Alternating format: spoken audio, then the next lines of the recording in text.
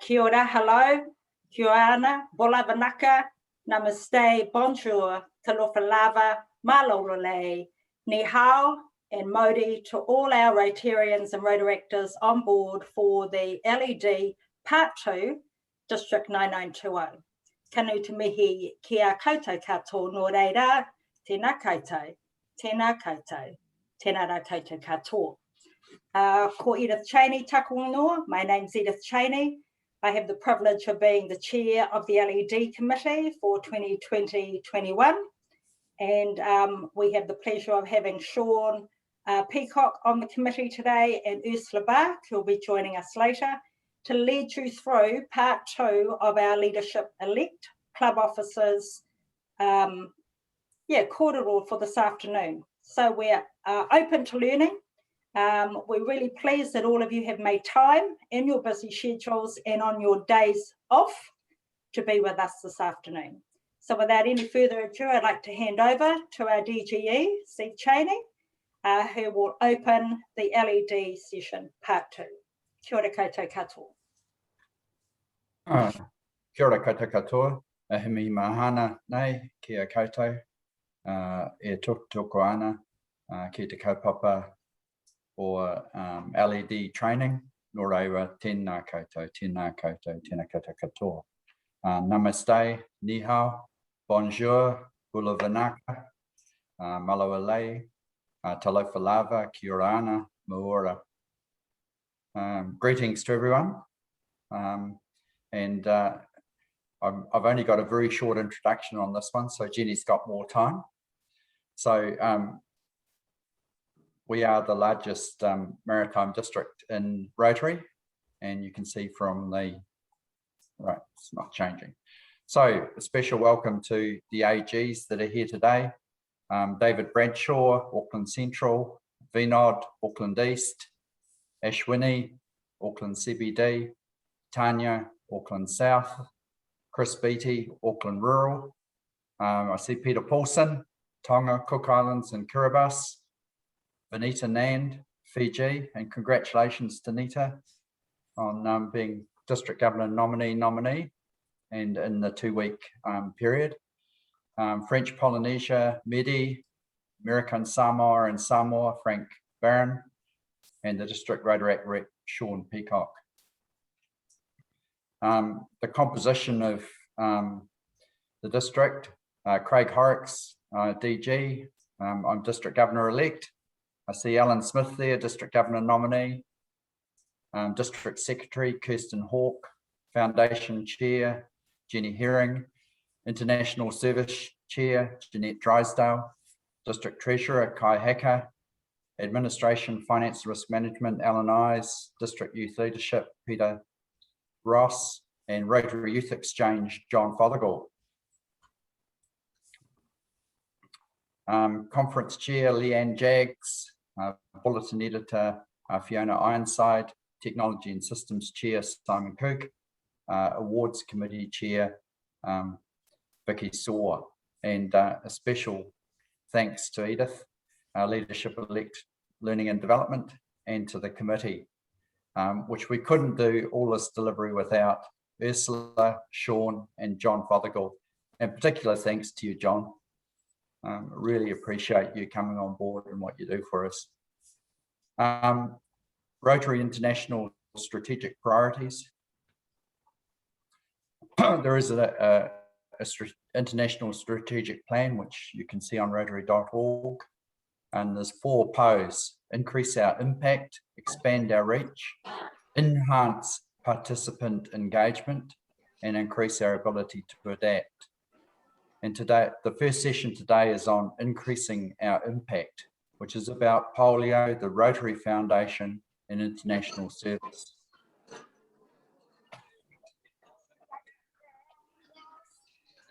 So Edith, back to you. Thanks, DG Steve. Sean, I'd like you to introduce our first session today, Foundation and International Service. Hi everyone, welcome to our first session for today for, as Edith said, is the Foundation and International Service. Our first speaker is going to be Jenny Herring. and she's going to talk to you about the District Foundation, which she knows just about everything there is to know about it. And in addition to being a past district governor, she's also a member of the Bequest Society, a Paul Harris Fellow, a member of the Paul Harris Society, and it looks like she's had the Paul Harris Fellowship more than once. So I will hand over to Jenny. Thank you, Sean. I'll just bring up my PowerPoint now. I'm also a major donor, which is quite an important part to play as well. So thank you for coming today for this foundation presentation. We do not have much time, so we're only focusing on a few parts of the foundation, plus giving you information on where to go and find more information. So I am Past District Governor Herring, Chair of the Foundation. I have a rather large committee of about 12 members from throughout the district. So what does the foundation do is our first topic for today. Then we'll go on to Club Foundation, the engagement plan, grants and club qualification, areas of focus, End Polio Now campaign update, and the district project, which is the Polio All Transit event for 2021. Just like I said, we will be briefly doing, covering all these points. So yeah, we'll start off. First of all, we have a little video. It is the video that I play at most places to remind everybody exactly what our foundation does do. So hopefully the technology is about to work.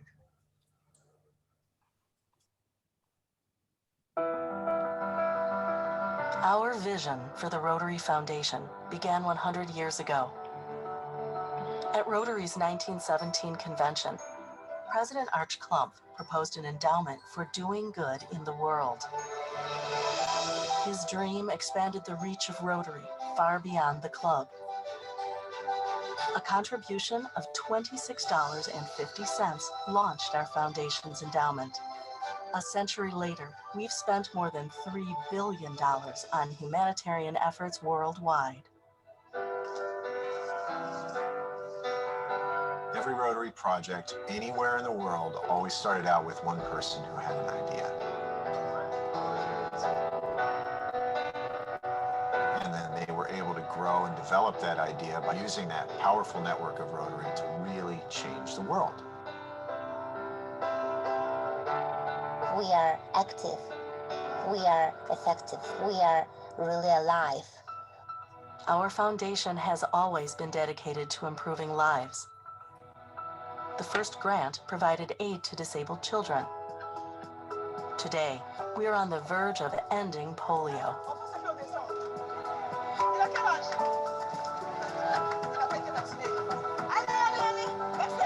Et lorsque je vois une mère me sourire après avoir donné le vaccin à son enfant, cela comble ma journée de joie. Parce que j'ai la conviction que cet enfant ne sera jamais handicapé. Without Rotary, this polio campaign wouldn't be anywhere. And the incredible effort that's been made from the very beginning is really unprecedented.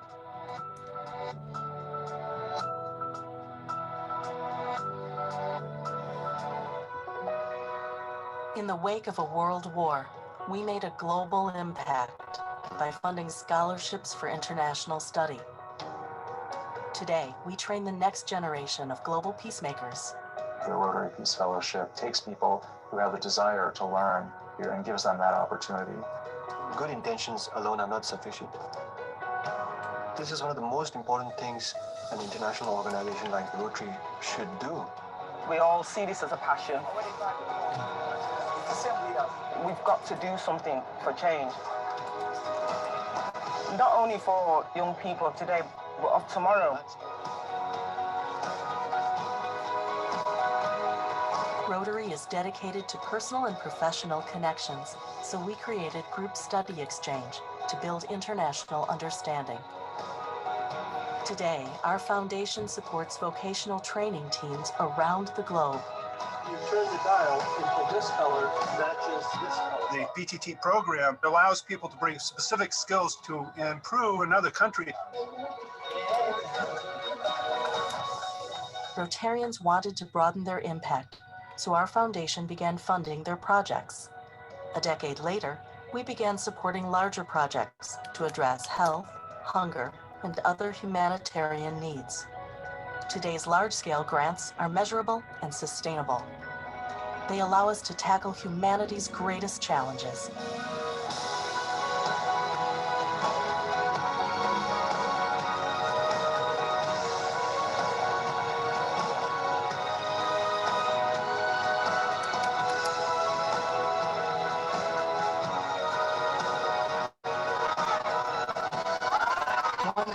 Years ago, Arch Klump had a vision. His vision has become our legacy. The Rotary Foundation is a great tool to transform the world. That's what Rotary is all about. Vision to see, faith to believe, and courage to act. The Rotary Foundation. We are doing good in the world. Let's continue for the next 100 years.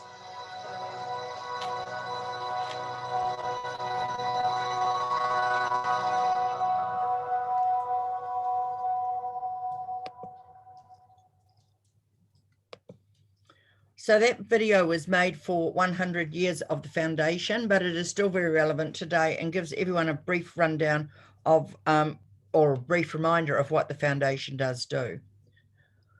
So the next part of the presentation is about the Club Foundation Engagement Plan. So as you can see, it's got 5 points to it. So every club should have a foundation chair. With a polio chair and a giving chair. If you're a small club, just a foundation chair is adequate, but they would have to cover off all the rest of the things as well. So you need to allow funds to give a portion of your club fundraising to the foundation every year. They're suggesting 15%, but I think that might be a little bit too high, and I'm quite happy to have 10%. Actually quite happy to have anything really. Polio is $1,500 US. That is the goal for polio per club, and endowment is $500 US per club. Individual members, you can do centurions, which are $100 US per member, or the Paul Harris Society, which is $1,000 US per member. In our district, I think we've got about 20 Paul Harris Society members. And the other one is, of course, the benefactors or the bequest society. So a bequest society is when you put in your will a codicil for $5,000 to go to the foundation. The bequest society is $10,000 to the foundation. As Sean said earlier, I've actually done that because I feel I won't miss it when I'm gone anyway. So yeah, so I'll put that in there as well. To explore your opportunities for district and global grants, you need to attend grant management seminars, and I'll talk a little bit further about that later on. But one other important point is to go to Rotary Club Centre at rotary.org and submit your foundation goals for the year. So clubs that have submitted foundation goals for the year usually meet those goals, as we do if we submit goals for our personal or professional development, we usually meet those goals. So yeah. Moving on. So talking about district grants, for those of you that don't know the difference between district global disaster grants, I will quickly tell you. A district grant is a small grant that a club matches dollar for dollar, usually for a small project in the community that they want to do. You apply for it, I think the application forms go out about May, June, through Richard Thorpe of my foundation committee. And you send the forms back and they get processed. And as soon as we've got majority of the money allocated, we apply for the grant money, and it usually comes through September. Last year we managed, because of COVID, we managed to get it through earlier to help with our projects that we needed to do, but it's usually about September it comes through. Global grant are the big grants, 30,000 plus. Most of you know about the global grants.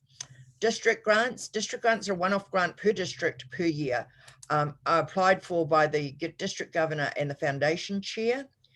So currently we have one district grant out to the Suva Club that was for Cyclone Harold and Yasa relief. We cannot as a district apply for any more district grants until that is reported on and closed. So Vanita, I need to talk to you about how that is all going too. Club qualification. Now, if you're not club qualified, you cannot get a grant, a global grant. The district is qualified to get its grants given to us, and it goes down the line. The clubs have to be qualified as well. So for a global grant, you need to have completed a global grant management seminar. If you're carrying on as foundation chair for a second year and you did it last year, there is another recertification process that you need to do. All this information is on rotary.org, okay, and the Learning Centre. For a district grant in our district, you don't need to do the grant management seminar, although it is recommended, but you still need to fill out the MOU. Now, at the end of each of these seminars, you get a certificate, which we need a copy of to show you've completed the course, but we also need you to fill out the MOU, but not the MOU in the Learning Centre. We have our own District 9920 Learning Centre, I repeat, our own District 9920 MOU, which is on our website. So I'll talk about that in a minute. But that requires the president or president-elect and the foundation chair to sign. So your club foundation chair must be listed on the rotary.org website so that they can sign that document. Okay. So that is something that we brought in last year, but we're carrying on through this year. Okay, I know it's hard. No, you've probably got a few questions, but we can go to that later. Okay. Moving along, areas of focus. We now have 7 areas of focus, the latest one being supporting the environment. So as of the 1st of July 2021, we can now put applications in for global grants. This is the big grants, 30,000 US plus, for environmental projects. So if your club is thinking of doing a big environmental project somewhere in New Zealand even, think about what you might like to do and think about how you might access that grant money. You have to talk to us at the Foundation Committee so we can give you some district designated funds as well. So that's the new one. Currently, we haven't got a lot of applications in for global grants this year. So we're just waiting to for you all to do a flurry and send them on in.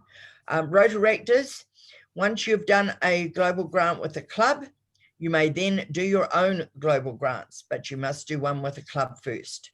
Okay, so if you've got a global grant that you're really interested in, get a club to come in alongside you, do it together for the first year, and then the next year you can carry on your own. Okay. Polio, a major project of Rotary International, been going since 1988, 350,000. We are now down to 2. Okay, this year we have only got 2 cases of polio. So I just give you a quick talk about polio. The end game is underway, and I'm talking from a report that came out not so long ago. They reckon that polio will be eradicated in the world in 2023. That is then allowing for a further 3 years that we have to have a polio-free period in the world for the world to be declared polio-free in 2026. For the first time, recent sampling along the Pakistan-Afghan border, so 60 sites, have found no trace of the wild polio virus. It has been 14 weeks since the last case of wild polio virus was reported, and only 2 cases this year. So all the signs are really encouraging. So I just thought I'd share that with you today because I think it's really quite exciting. But we can't give up on raising funds for polio, and because this is what it goes to. Sorry, we've got almost that slide. More than 450 million children every year in 60 countries actually get vaccinated. There are 150,000 polio-funded workers in 70 countries, and there's also the disease surveillance activities that are carried on in 70 countries. So that's why the money keeps needing to be fundraised. We need to keep up our fundraising so we can match it with the Bill and Melinda Gates fundraising. So we've got 2 more years of that fundraising to go with Bill and Melinda Gates. So it's not quite there, but the end game or the end of the tunnel in sight, with the actual light getting bigger and bigger every day. So the Polio All Transit event is a district event between 9910 and 20. And how it actually works is clubs are asked to go and do their fundraising for polio in the October month. Okay. The Polio All Trains event, people can go on the train and be riders. They should get sponsors to go on that train and ride as well. So everyone riding on the train is sponsored. Okay, so you've got that money as well. That money can go into your club money, or it can go as an individual. Quite a few people do individual amounts when they ride the train. So when the train arrives at the station that your club is nearest to or been allocated to, you give us a fake check to show, so the photograph can be taken, how much money your club has raised. And then you pass the money on through to our foundation administration officer, who currently is Peter Wilcox, but next year will be Catherine Harvey. So that's all you need to do. It's quite a simple project. Last year between us, we raised 37,000, our district actually raising 26,000. So we do quite well. I think we were at the same level, around about the same level last year, but it's all going to a good cause. So we have a foundation call to action to access the foundation grants, to get the club foundation chair or director, attend the Grant Foundation Management Seminar, which is at the Learning Centre on rotary.org, complete the District 9920 Memorandum of Understanding, or MOU, and also send us with that in your certificate that you've completed the Grant Management Seminar, and to put your club goals in Rotary Club Central. So not a lot that we ask, but you know, if every club joins in and does their bit, the more money we get in this year, the more money will come back to our district in 3 years' time for you to be accessed as district grants and global grant DDF. Okay. That's about all I've got to say, I think, Edith. Sean?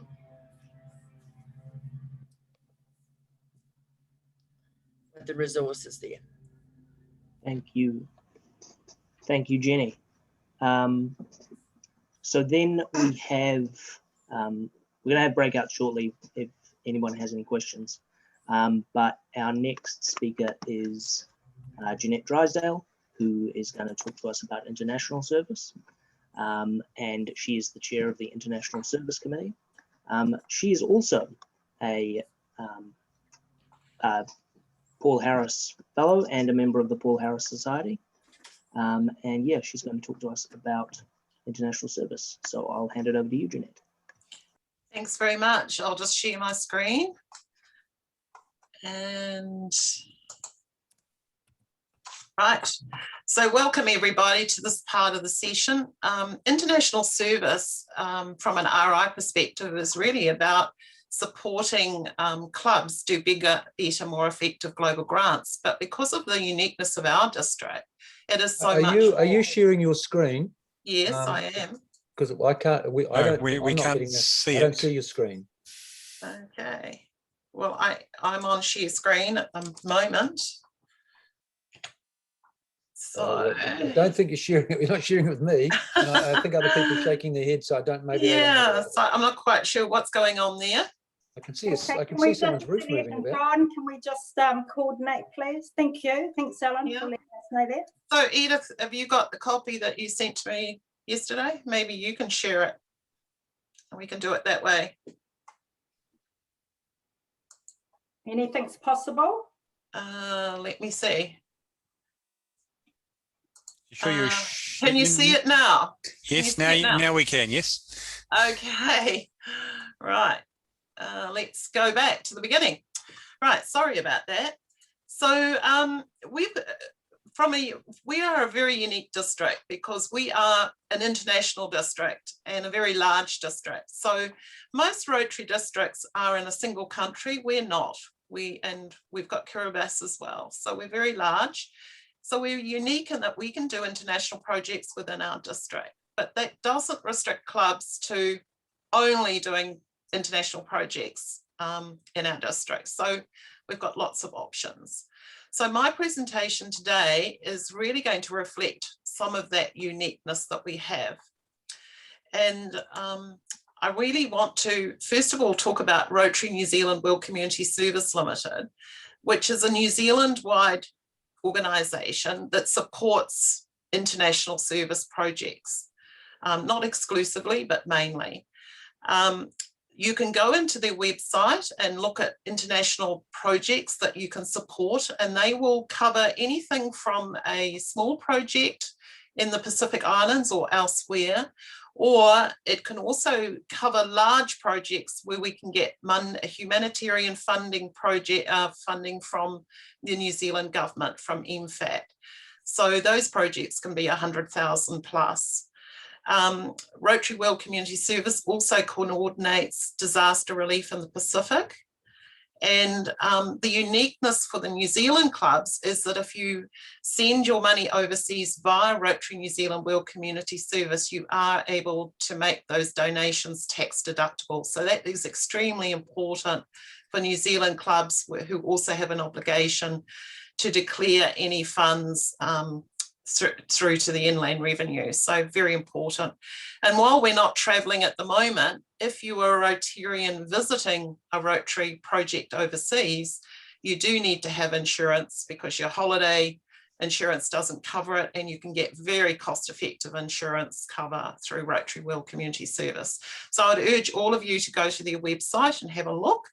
And if you do end up with a project that you want support from anyone else, whether it be in our district itself or any other club in the New Zealand districts, then you can get your projects listed on their website, and that would be very helpful.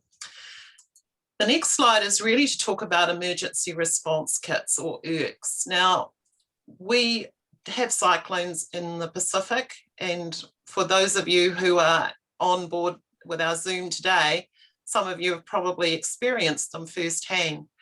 They are something that we can't stop. They're going to happen. We never know whether there's going to be 1, 2, 3 more, or the magnitude of them. So what we try to do to help our Pacific neighbours is to assemble these ERKs and get them pre-positioned around the Pacific. And so that's the preparedness part of it. And then the response, which obviously is coordinated by Rotarians and other organisations within those countries. So I would urge all clubs to support this particular project. You can make donations of $600 per ERK, which is a nominal amount, and that can be as an individual and get a tax deduction receipt, or you can do it via your clubs. And there is absolutely no reason why clubs who are in the Pacific couldn't also support financially if they're in the position to do so. So while this is a New Zealand project, the actual sourcing of the goods and the packing actually happens in Auckland. I think there's about 600 being prepared later this year. We are short of money, so donations would be gratefully accepted. So moving along, because I really do want you to spend a lot of time in your breakout sessions to talk about some of these points. But I would urge everybody, if they can, to make a donation to ERKs, whether it be as a club or as an individual. Find a project and support a project, perhaps from the Rotary New Zealand World Community Service website, if you're not sure where to start. Look at having a partnership with another club for an international project. Some of these are already existing between existing clubs. Perhaps they were sister clubs or have an experience with a previous project and now want to do something new. I would also urge the Auckland clubs to link up with a Pacific club directly to do a project, no matter how small. Those relationships are extremely important. And maybe the area governors could look at a project that their collective group of clubs could do together. That's worked in the past, and that builds good relationships and sharing of resources when it comes to fundraising and expertise. You could also support a global grant project. And remember, global grant projects have to have a host club and an international partner, but there's absolutely no reason why a global grant project couldn't actually happen in New Zealand. Say, for example, something to do with child poverty in South Auckland, and you could have an international partner from the US or somewhere else. Most of our global grant projects are actually in the Pacific Islands, but there's lots of opportunities to actually have a global grant project actually in New Zealand, if that's what you would like to do. And it would still be an international project. So these are some of the things you should think about. And I emphasize here the word new. A lot of us just do the same things every year. Look at the opportunity to do something a little bit different, stretch your knowledge and your skill, connect to a new club that you've never worked with before, and that would be great. For our Pacific Island clubs, I've got a list of things you could do here, and these are so critical for us to be able to support you. We need to know what you're already doing. I know you're busy doing it, but sometimes it's good to share and see if maybe there's projects that we could duplicate elsewhere. Do try and tell us what your community needs are. Probably a little bit different this year because of the COVID situation that we've been reading about and seeing. And we would like feedback, please, from the Pacific Island clubs. We want to know what are the project opportunities that you've identified. These could be quite small, less than $1,000, medium, 1,000 to 10,000, or large, which is over 10,000. And bear in mind that global grants are $30,000 US and above, and not all projects are going to be that big. And often some of these projects we need to move quite fast, so to be responsive. So we want to help, but we need to know how we can help. So if you could get that information back to us, that would be absolutely brilliant. So put your thinking caps on and your breakout groups and give us that feedback. My next slide is how you can find out more or get help. Obviously, you can contact me, but your area governors, your district governor, however, whatever works for you, just get the message back to us. It doesn't matter how simple the question might be. There's no silly questions. Just let us know what you're doing. Let us know how we can help. And it may be just connecting you to another club, connecting you to some sort of a document or an expert or whatever. We can't help if we don't know what you need. And I would also recommend that you to go to the Rotary International website. You do need to register to be able to access some of this information, but there's some great training resources there, particularly around project management. So you can use those resources for a local community project or an international project, but great knowledge there and skills that you can pick up. So I'd like to hand this back now to Edith so that we can get into the breakout groups and the discussion of the real work can start. Tēnā te mihi kia koe kōrua, Jenny me Jeanette. So we're going to now break out. There may be burning questions that you have around foundation and international service. We're going to break you into groups with an AG, and we are wanting to have a scribe and a report back person that'll come back into the main session at the end, and then we will share our findings. Anything new that comes up, just add that to the corridor. So if one of your ideas has been said, just add one of those new ideas to that group. John's going to do that for us in a moment, and then we'll come back and finish off at the end of that breakout session where Sean will thank everyone and we'll go to a break. Thank you, John. Okay, you're ready to go. You will all be automatically put into breakout sessions as soon as I hit the button, which is now.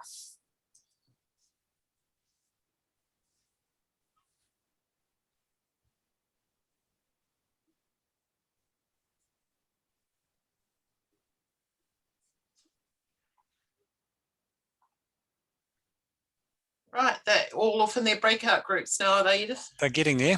Okay. Oh, there's one who's not assigned by the look of it. Who must have joined late. I'll just Jenny, can you stop sharing? Okay, let me find out how to do that. It's top right. Oh, it's at the top. Okay, stop share. Done that. So all of you who are left now, I've made co-hosts so you can go and join any room you like and jump in and out. Okay. How do we do that, John? Yeah, how do you do that? You go breakout rooms down the bottom. And I then you can't click see. on the one that it'll bring up a list of breakout rooms, and you just click I on the one don't you want to have join. that. I It's- don't I it's have don't under- have that. breakout. It's under more. I'll try under more. Yep, Yeah, more. down the Oh, bottom, yeah, no. and the ribbon at the bottom of the screen. Three I don't dots. have a more. No, I don't think Jeanette's been made into a co-host. Is she not? I'm sure I made No. you need a co-host. Oh, well, let's do that. We'll make you a co-host. Great. I did. Make her a Now I've co-host. made you a co-host. Oh, thank you. There you are. Now you can. I don't have a more on Now I mine either, can John. see. Three dots. Three Alan, dots. you are definitely a co-host. Three Oh, dots. I can even see who's in there. Yep, you can see who's in which rooms, and you can join whichever ones you want. You've got a new lady just joining you too, Tina may John. like to be put into a group. Yeah, I will put her in. She was in a group. She's obviously gone out and rejoined again.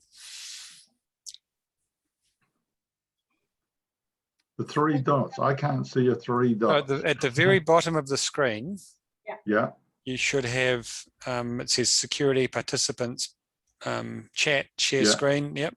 On the Yeah. right end of that, there should be more. no, I've just got reactions. What's to the left of reactions? Record. You can't record because I'm recording. Yeah, I know. And what's to the, so there's not breakout rooms there. No. Hmm. So you made me a co-host because, Yeah, you're a co-host for sure. yeah. Okay. Well, you Hmm. can't join a group then, Alan. How long are they in breakouts for, Edith? Okay. When did we go in? 2 About minutes. 2 minutes ago. So 1:40 probably. Okay, I think we need to have them in there for 8 to 10 minutes. So 1:50, I'll bring them back. Yeah, 1:50. It doesn't matter if we're a bit late. Okay. We've got time after, so I'd rather they're in. I was trying to get 15 minutes and then 5 minutes for our report back, but let's go for 10 minutes and then 5 minutes. Okay. Yeah. Okay. thank you. Craig, I didn't see you at the start. I'm sorry. In He wasn't terms here, he wasn't here at the start. Oh, okay. In terms of bar 100 and the conference, but before we go into the membership, did you want a couple of minutes? A minute. Yeah, a minute. Just saying. Yeah, just saying. Right. Okay. Yep. Yes. So.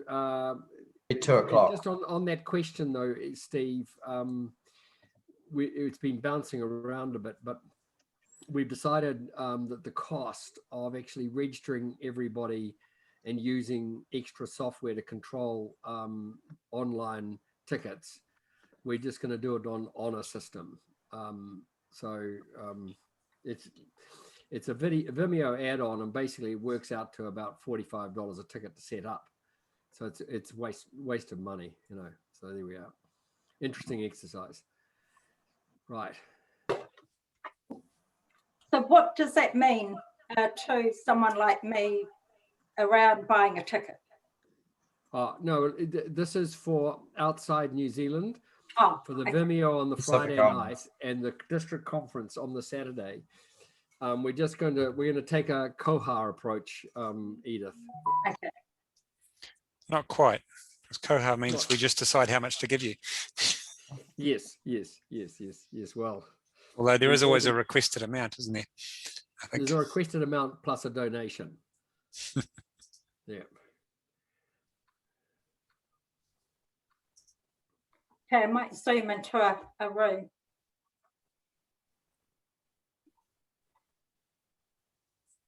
Can you put me in a room, John?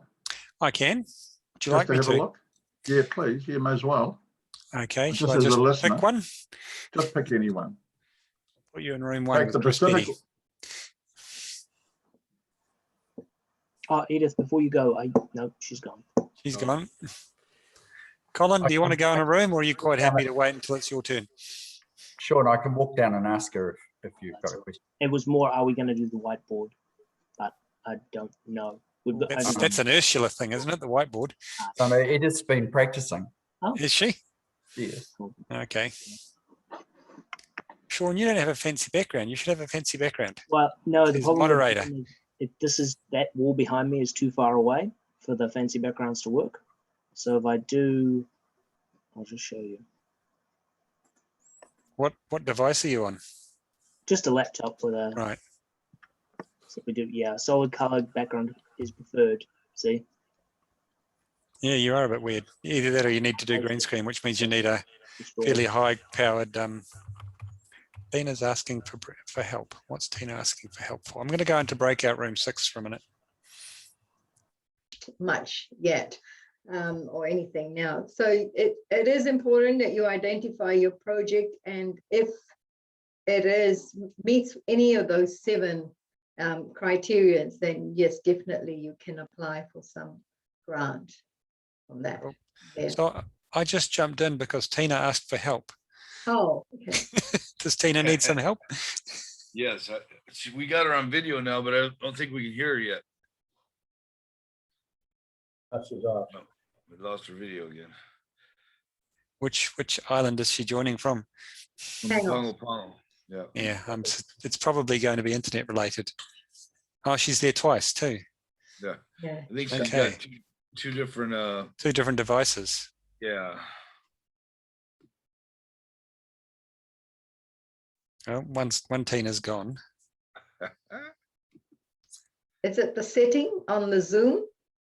No, it shouldn't be because, well, you're muted when you join a meeting, but you should be able to unmute yourself because the meeting doesn't prevent you from doing that because you've all obviously unmuted yourself when you came into the breakout room as well. Right. Well, that's the point. I better go. I've got something else I need to do. All right, never mind. Well, Okay.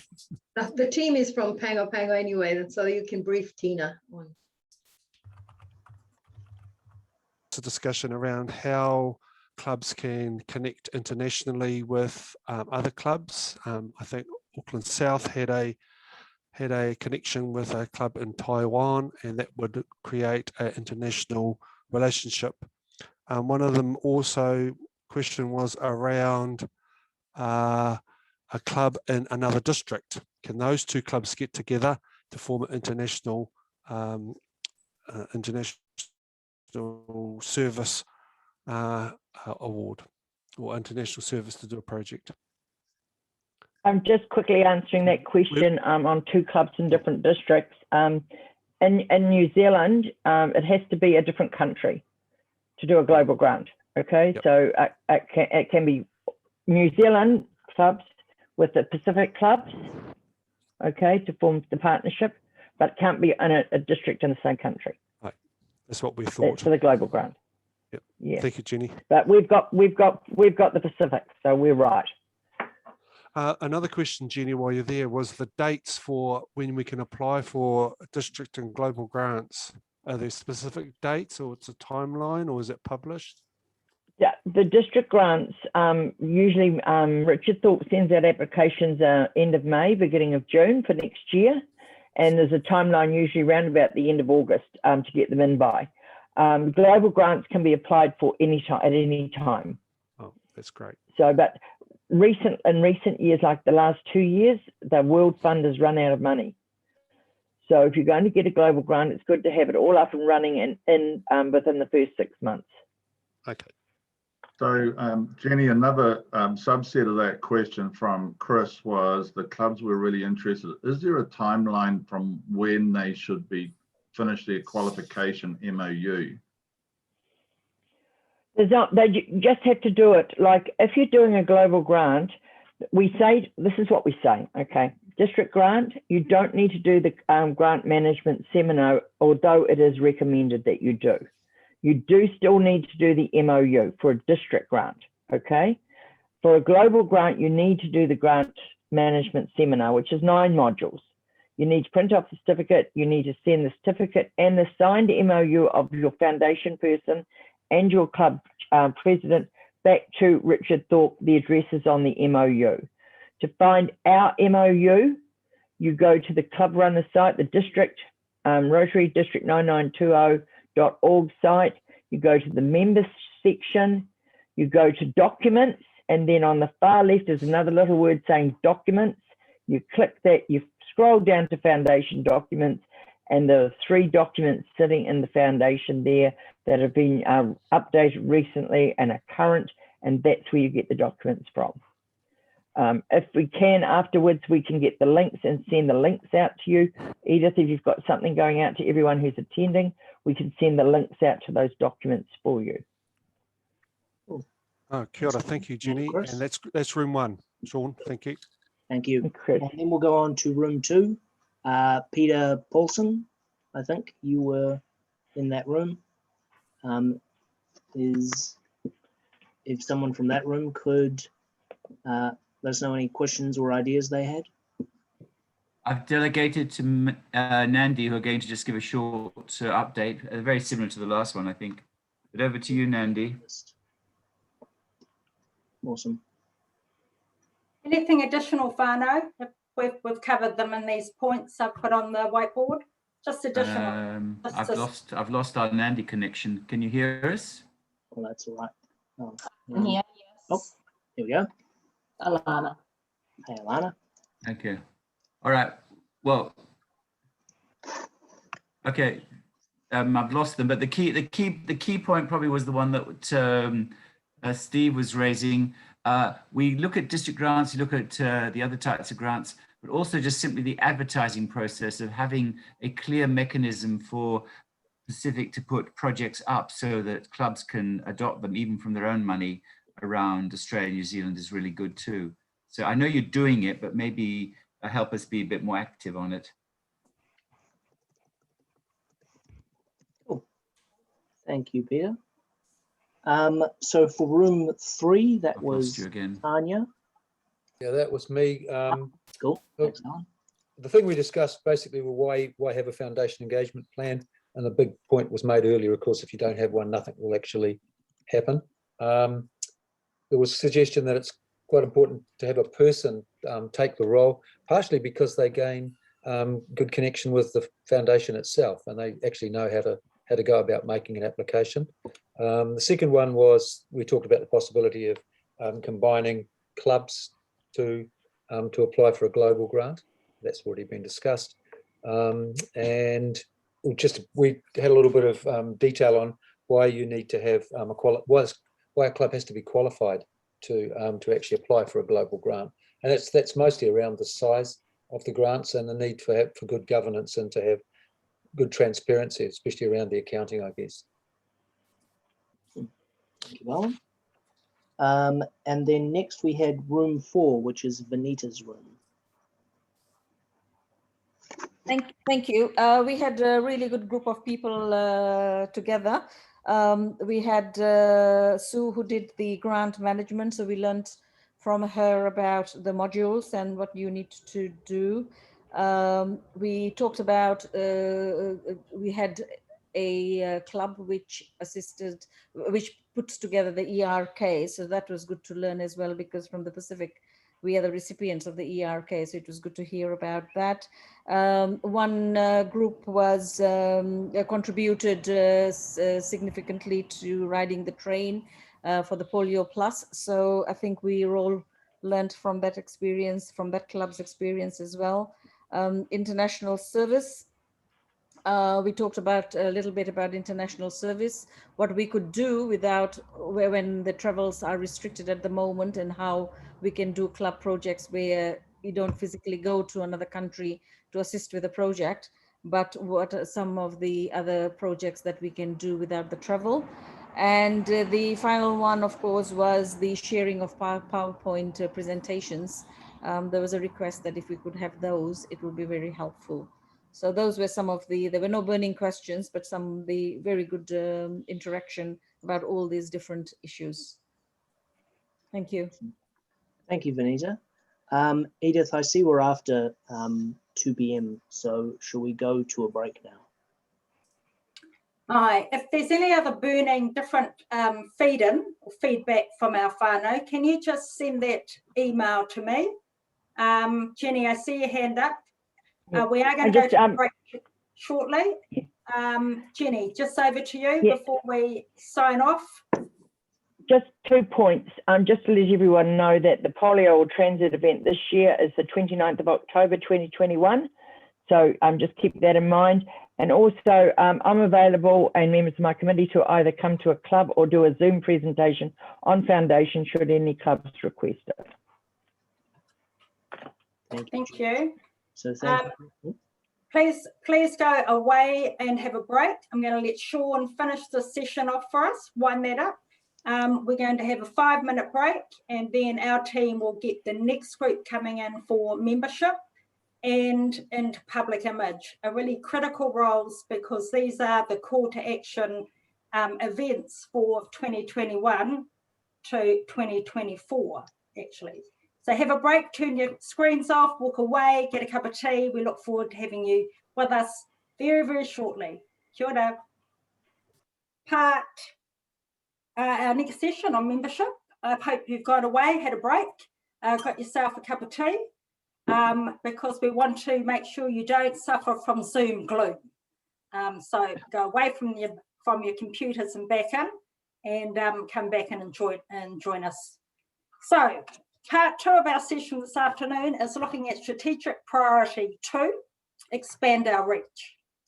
So I'm going to hand over with great pleasure to DGE Steve, who's going to give us, as we're all used to now in our post-COVID world, decisions based on data, decisions based on evidence that give us a sense of where to go to and what to do next. So over to you, DGE Steve. Thank you, Edith. I promised Craig 1 minute. Okay. To talk about R100 and the conference. Right. Thank you, Steve and Edith, and thank you everybody for being here with us today on the R100 event.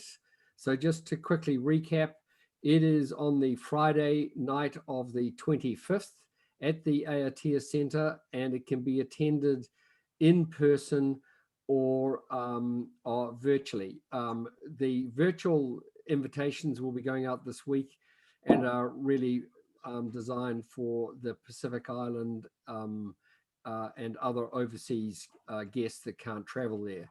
I mean, if there's New Zealand people who would like to attend virtually who can't attend in person, but we'd like to make sure that all clubs, particularly those clubs that have a tradition of getting their members out and about to enjoy a party. And I see Daisy Ping and some of the really active clubs on this call. So if you can make sure that you get your club members to up and booked for the Friday night. That's going to be a pretty, there's going to be some food, drinks, and then entertainment, and a very slick, action-packed event during the evening celebrating 100 years with a special focus on some of our major projects like Cure Kids. On the Saturday morning, there's a district conference, and that is basically a in conversation with conference covering 5 topics: history, wellness, going forward, and Rotary Means Business are going to be featured with, and then finally projects. There'll be a longer session, 90 minutes with projects, and that's will feature things like the Nandi bus and which has been a fantastic project, and the work that Vanita's team has been doing on Cyclone Diasa. So that's my quick minute. We're looking forward to having a tremendous presence there. Great night on, we start the party first, then we have the district conference, and then we've finally got a dinner. Please don't be disappointed because of the way the Aotea Centre is structured. We can only have 120 people to the district dinner. So we're doing that on a first serve. So please get your bookings in on that. All of that's online. Has anybody not got seen an invitation to the to those events? If that's the case, then I will hand back and thank you, and look forward to hearing how membership goes. Thank you, Craig. I'll just share screen. I may have a problem at this end.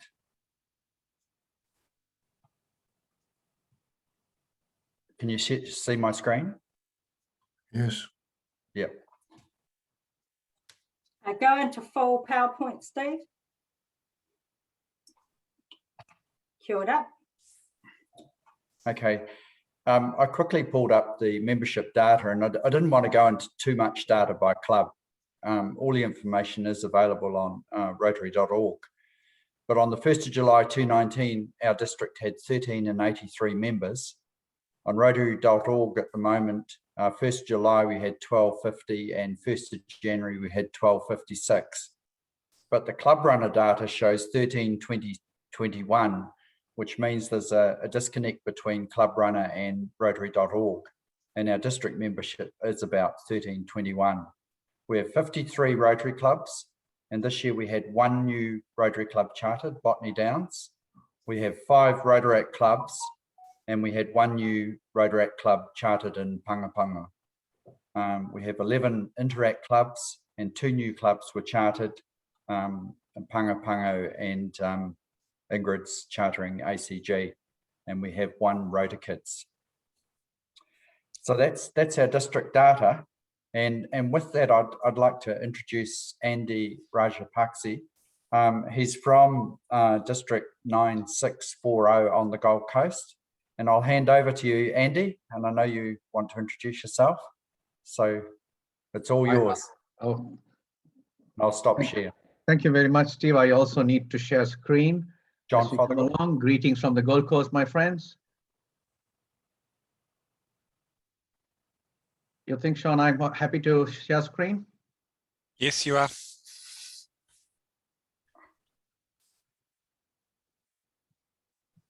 Let me start with that.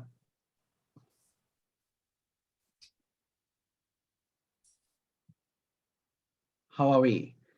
You can all see me? Yes. Good, John. My screen. Let me push all to one side. So my friends, this is where my district is, and happy to see my governor colleague, Craig, out there, one of my favorite governors in my team, and my other friends, Jenny and Ingrid and all of you.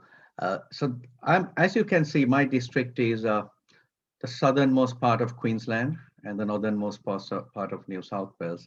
And what I want to share with you is a real story, not a theory. Is really how we reinvented and came out as a 21st century team of clubs. So on the 1st of July, when I took over, we had 1,177 members with 53 clubs. And today we have 1,402 members and 58 Rotary clubs. What is more important here to see is that we have a high percentage of females, 37% of 524. So we are the 60th largest district in the world with a percentage of over 36% of female members. It's also interesting if you see we have 10% of our membership is under 40. That's 136, almost 10%. And more interesting is that 5% of our membership is under 25. That's 61 of them. As you see, our growth is plus 225. It's a 19% growth. And this is not something that I did from 1st of July, but this is a process we had started 3 years ago when I was part of the governor nominee team. But specifically, the under 25s are very critical to the future of any organization, because today they are called the generation Z. They were born after 1997. 34% of the global population are under 25, and they account for 138 billion worth of spending. And 43% of the population in our region are under 25. So what we have, as you see, is, my district, like most districts, if you see in the last 10 years, that graph, we kept coming down.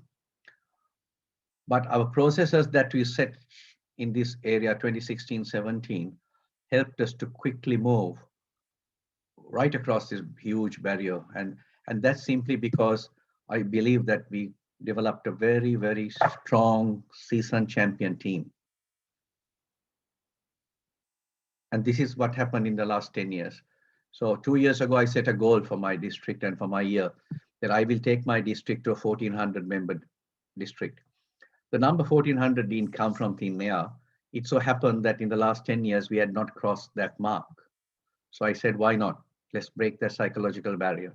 But we were more than 1,400 11 years ago, like your district was 1,700 at that time. So I said, we will cross that psychological barrier. And this is where we were. And on the day of my conference on last Saturday, we crossed this 1400 to be 14 and 2. But this is what I want to share with you is I had one focus in my year, and the one focus was grow. And this is how we grew in the last 11 months, simply focused our energy into growing something new. And as you can see, it's a very sustainable growth, but all the green dots are the new Rotary clubs I started since 1st of July. So there are 5 Rotary clubs and a satellite club here. That club alone has 23. So it's a club by itself, but it was one focus because this was our biggest problem, was membership. It was to grow. I'll share with you what we did 4 years ago. We looked at our district and it was like this. There were more members leaving very steadily and less joining us. Now, this is a critical situation. So we said, what can we do? 2 things. Either we can put more water into the bucket or block the holes in the bucket. We said, let's do both. And we looked at ourselves and say, where are we losing our members from? We noticed, I hope you can see my screen well, the numbers are not too small. These are all from RI. We noticed that we were losing more members who were over 10 years in Rotary. And we were losing members who were 1 to 2 years in Rotary. Can you see this one? That was our largest loss. And we asked ourselves, why are we losing these members? We realized that most of our clubs, like all of you club presidents realize, Rotary was formed in the 20th century in 1905. So our processes, systems inside our clubs were 20th century systems. There were clubs in my district that took 8 weeks to process a new member application through the boards and clubs and bring in. By then the member loses enthusiasm and leaves. So we realized there was a system error inside our clubs. Then we looked at what's happening inside our clubs. Our Rotary clubs in my district, which started in 1982, but our oldest club is 1931, started 1931. It was very whole process was meeting centric. So we question ourselves, should it be meeting centric when our most valuable asset is our member? So we said, let's change this to a member centric and grow. Now we asked, where are we going to find our members?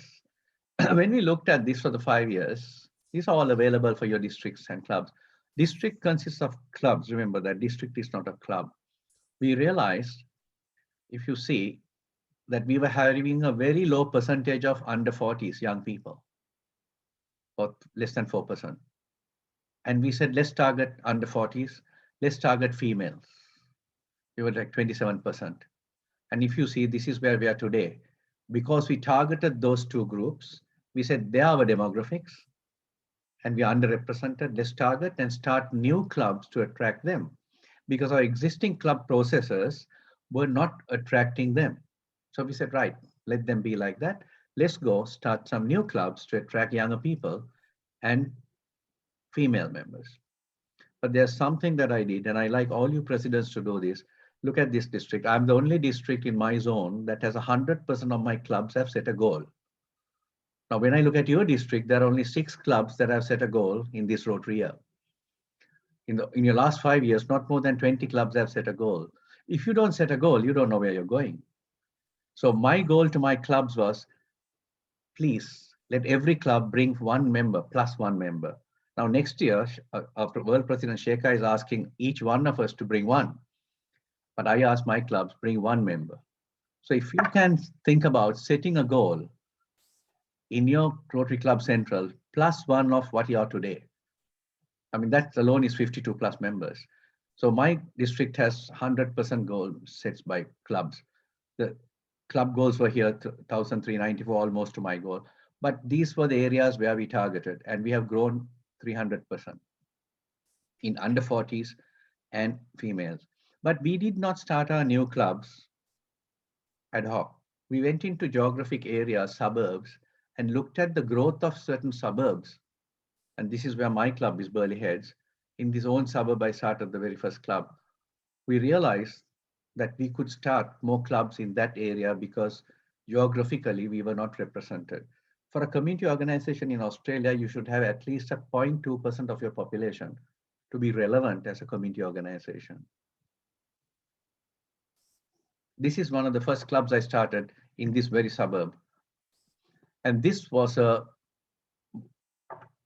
lunch corporate club. Can you see the people we attracted were more female, younger demographics. So we were really going after those demographics and making the clubs look their lifestyle. I call these all lifestyle clubs. People don't get attracted to our faces, our club venues, our meeting processes. They seem to be matching their lifestyle with a club. If it matches, they're in. And can you see there is no head table? You can't find who the president is, but it's a club functioning very well. Second club I came into was this amazing experience. This is a club that we targeted to attract the under 25s generation, he said, a Gold Coast Passport Rotary Club. Once again, they meet in a co-working space. If you see, it's an engagement. They're very interactive. There is no head table. You may not know who the president is, but the advantage is 30 under 30s have 24 under 30s are in this club. And they are, each one is a social enterprise owner or a business owner, but they would have never fitted into any of our clubs, not even my own club, which is Burleigh Heads, which is 65 years, and it's just 2 kilometers from these clubs. Both these clubs are within 3 kilometers of my own club. Third club was, I walked into this building. This is a corporate building, the most exclusive corporate building on the Gold Coast. We have 600,000 people on the Gold Coast, and the largest number of corporate companies are based here. And I asked, why is there no Rotary Club here? And within 100 days, we were able to get a corporate Rotary Club. Every member is a member of a corporate company. So like KPMG, IBM, PKF, all the multinational companies are in that building. And this is the kind of people. Now, they meet in boardrooms. So each company hosts once a month a wine and cheese. And they pitch their business and say, this is what we do. And what can we do for you? So the idea is to get to know each other. And this is like going back to 1905 when Paul Harris decided to call the people in one building. And the Unity building where we Rotary started also had 17 floors. And this building also has 17 floors. Maybe we should target buildings with 17 floors, we'll go lucky. But this is a fantastic club and is really thriving. And the kind of people I attracted to this club would never have been attracted to any of our clubs. And the Gold Coast has 25 clubs. And this one, in a suburb, in an area called Lismore, where our first club started, is in New South Wales. There were 4 clubs in this city, but 2 of the clubs would not, up to date, they do not admit women. And there was a group of ladies who wanted to start a satellite club, nobody would sponsor. I suggested, why not we start a club for you all? So look at this club, it's a Lismore networking. There are more females, 12 females in this club, and they meet fortnightly to networking cocktails. It's once again, it was their lifestyle. They could make it fortnightly, and their ages are different from 24 to 70. This was another town that had no Rotary Club, but there were 6 Rotary Clubs within 30 kilometers of this town in the New South Wales area. This has a story where I went there by accident and asked them, why is there no Rotary Club here? And I walked into the best looking real estate agency and I asked them, why is there no Rotary Club? And we were able to get 100 people with the support of the Chamber of Commerce. In 100 days, we were able to get 24 members. And there are so many people waiting to hear the story of Rotary. I'll come to that, how we market. This is the newest club we chartered in the beach in Gold Coast. It's more focused on nippers and surf lifesaving. I don't know whether you know, it's Rotary who started surf lifesaving in Australia 50 years ago, but that club closed down called Numbaka Heads in New South Wales. So we thought, let's go and start a club for the parents of those who are nippers or who are learning lifesaving. And once again, this attracted young professionals in that area called Currumbin Valley. Currumbin, that area is famous for the wildlife sanctuary we have here. This was an interesting one in April. There was a club in this city called Ballina in New South Wales, and they wanted a satellite club. And within 3 months, we were able to start the satellite club with 25 members, and this club targeted retired corporate leaders. The chairman of this club is the former human resources director of Coca-Cola Australia. So they all live in retirement resorts, but they come out. My concept was come out once a month and have a lunch in a restaurant, and this is what they do. And they are the largest satellite club in our zone. The satellite club has 25 members. I started with 13 last month. So this is what happens actually. If you come to my district, what we have done is we have created a whole menu, like going to a restaurant. If somebody walks in, you can pick your choice, your lifestyle. We have dinner clubs to breakfast, to wine and cheese. We even have an e-club that meets on Zoom that have been doing since 2012. We have corporate people can look at corporate clubs. Passport Club is more for the under 25 generation, he said, networking. We also have 3 Rotaract clubs. I started 2 new Rotaract clubs this year, Interact clubs, and we also have a Rotex club. Rotex is where you engage the incoming youth exchange students who come back. Idea is to keep them engaged. So it's a lifestyle. I think people are looking for lifestyles because since COVID, our lifestyles have changed. And that is what we need to understand, that our lifestyles are no more the same. There are 70% of us are happy now working from home, and our buying habits have changed. So I think we need to look at our own clubs, how we can rise to this occasion. This is the scoreboard. In the last 325 days, my clubs, 58 clubs in our district, were able to attract 336 members. Now, this is not a number 336. It's 336 new skills. We attracted 336 new homes. We reached to 336 new homes, 336 new neighborhoods. And look at the amount of opportunities. 336 new people now have the opportunity to be part of Rotary, part of the friendship. And that was our passion. We set a goal, short-term goal, that every day we will induct 1 new member to any of our clubs. And that is what you need to look at. The 336 is not a number, but it's a great opportunity that we had in the year of the pandemic. I know we had advantage because we had very little lockdown and our clubs went into face-to-face meetings by July. But if you look at my clubs, except the 5 new clubs we started, attracted 112 new members. But my existing 45 clubs attracted 214 new members. 38 clubs increased their membership. 12 retained, only 8 clubs lost, which is very good. But 2 of our clubs grew by 100%. Now that is a masterpiece. 2 clubs. 1 club had 6 members, they grew to 14. 1 club had 37 on the 1st of July. They are now 76. And those are remarkable stories. Now, talking about these clubs did not attract members by just walking the streets. We had a huge input of public image. Our public image campaigns across our district have been some of the best that we have seen in the world, because we did not look at how much it would cost. We wanted to do the most amazing public image, from buses to planes to airplanes. We had one of the last in-flight magazine advertisements last 2 years in September when we had Gets in Christchurch. We advertised on Jetstar. And we had huge amount of public image going in that helped people connect with Rotary. And this is just to show that this year how we attracted this amount of number. Can you see, we had never attracted so many members. And I always knew if we get over 300, our growth will be definitely more than 200, because we have been losing. But at the same time, we reduced our losses. Can you see, every year we were losing almost 200 members, but so far we have lost only 118. And that's to hold on to retention, but retention alone is not enough to grow rapidly.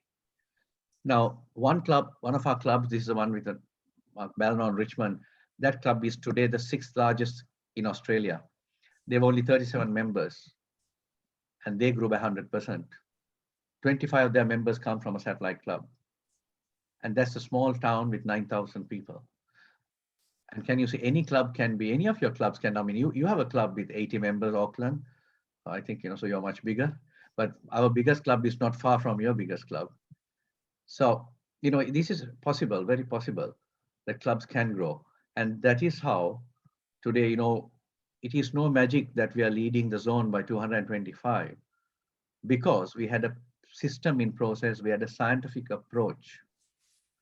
And all what we did is what RI told us 2 years ago. What do you think? Have we increased our impact? Have we expanded our reach? Have we enhanced participation engagement? And have we been able to adapt? One of the greatest engagements we had was the 100-year baton relay. In my district, we ran the relay from 5th of February till my conference of 15th last Saturday. But I had the relay with a cause where we created the relay to Rotary Says No to Domestic Violence. And that engaged our community, because the community engaged with a cause. It engaged the media. And if you saw, my highest growth of membership actually came from February to May. That's the time we ran the baton relay. People wanted to be part of Rotary, and we designed t-shirts, very specially purple ones, and create a huge amount of public image. So as a team, my governor, coming in the future, we set ourselves a goal, and we are very confident we can meet these goals. If you see, the goal that they gave me was 1,327. It's not that, it's how much I grow with. You know, so once you have a system plan, I think the governors need to sit in a district and say, how much are we going to grow? We know where we will be in 2025. I want to share this one. Can you think what happened here? So what happened in my district is that we actually, over the last 3 to 4 years, we changed the mindset of all our clubs, club leaders, and the district leaders to be innovative, to take the risk. I have taken many risks. What you're seeing only my successes, you're not seeing my failures. But as you keep testing, every new club for me was an experiment. Every new person I would talk to and say, let's start a club, was a test to see whether we are still marketable. Believe me, Rotary is still marketable. And we pushed our traditional boundaries to the limits. So as a result of our new clubs, existing clubs started changing. There was no threat to them because the people who are coming into the new clubs were never going to join their clubs. Now, what happened to these goldfish is in that jar, there's a snake that's going to eat this goldfish. But one goldfish got a bright idea. And I thought, why don't I take a leap? Maybe if I succeed, I get into a jar by myself and there's no snake. But if I don't, I'll fall, dry and die. But let's take a chance. And that's what he did. So this is what, because if he stayed in that jar, it's anyway going to die. Like some of our clubs, if you stay in that bowl, they will perish. Because today is not 2019. We're in a new world, in a new order. So we changed the mindset, and majority of our clubs and the leaders decided to be innovative. They're trying hard. And as district leaders, we support every club, whether it's a 5-member club or a 50-member club. So 3 of my clubs had exceptional growth. One club had 5 members. We helped them to grow to 8 by approaching the alumni that they supported for ILA. Another club had 6 members. We helped them to grow to 14. And this is your district. If I look at your district, can you see, you have been a great district, but you have been losing members steadily. And that drop is really, really hard to come up. And if you see that drop, that is too much. But you have hope, because we were like this. We were actually worse in situation than where you were. It's a matter of a team getting together. One person cannot do, I have been the strategist and the visionary, but I had a whole team that I took with me, coached and mentored. Today, we have 4 of us who can start a new club within 100 days anywhere in our district. Right now, when I speak to you, right now in the morning, I opened a membership summit of 40 of us, and my team is running that about 5 kilometers from here. The best practices of our clubs who grew, they're sharing what they did right with other clubs. And if I look at your membership gains and losses, you're losing about 200 members every year. what you can see, can you see? You have got 113 new members in the last 300 days. Sure, I know you had lockdowns, but due to pandemic, there are more and more people after COVID who wants to connect with community. And after, the new order is people are going to need trust. And Rotary is a great place to come, get to know people and trust. And you have a lot of opportunity because you're losing 200, you're lost already 124. Chances are you may lose another 50 in the next 30 days. I don't want it to happen, but that's a trend, this economic trend I'm analyzing. But where can you grow? Your clubs can grow here. First, as I told you, set a goal first. Your incoming club presidents, you can set a goal. You can always change your goal, but please, +1 is the minimum you can set. You can't set a negative goal. And start looking at your alumni. Every club has sponsored RILA, Rights, Ripen, Youth Exchange 10 years ago. Let's approach them and ask them whether they like to come and be part of our clubs. Or do you like to form a satellite club? Or do you want to start a new club for them? How about some females? You have a good percentage of females of almost 29%, but you can increase on your under 40s. Like especially Auckland is a city that has the largest number of under 40s in New Zealand. Under 20, 30s living there and working. So that's a group that you can grow to about 10%. Maybe we may have to form new clubs for them. Now this is a satellite club I helped start in another district of mine, north of New South Wales, Queensland. 95-year-old club wanted to grow. And I came with an idea, why not a corporate satellite club for corporates? And we launched it on the 5th of May. And today we have 13 people signed up to join this club in another district that is, Craig, you know, this is the district of Adel Hughes, our governor in north of New South Wales. And this in Mackay. So, you know, endless opportunities, but this is the problem I see. This is a picture I took in Gold Coast of my city council. One of the guys who had to paint the line, this is how he painted, because it was not his job to push the tree. His job was to paint the line on the road. And membership is like that. Everyone says it's not my job, but I think, you know, it's everyone's job because it's like a family. If you want to grow, you need the whole family. If you want to grow a company, you need to grow together. And how we measure leadership is your performance. We can be a leader, but how is leadership measured is your growth of your organization. It's not only membership, my friends. My district is the 5th largest contributor to the Rotary Foundation. I heard my friend past Governor Jenny speaking about the foundation. My clubs together have contributed $270,000 US this year to the Rotary Foundation. And I only asked clubs to give $1,000 because of the pandemic. But when you ask for less, sometimes they give you more. So I can share with you is the theory story is power of innovation is in our hands. I think you're having a strategic plan, you're looked at the focus areas. It is our ability to adapt is the skill. And I think Governor Craig and incoming governors, Stephen Allen, and all of you, I think this is the message I can give you.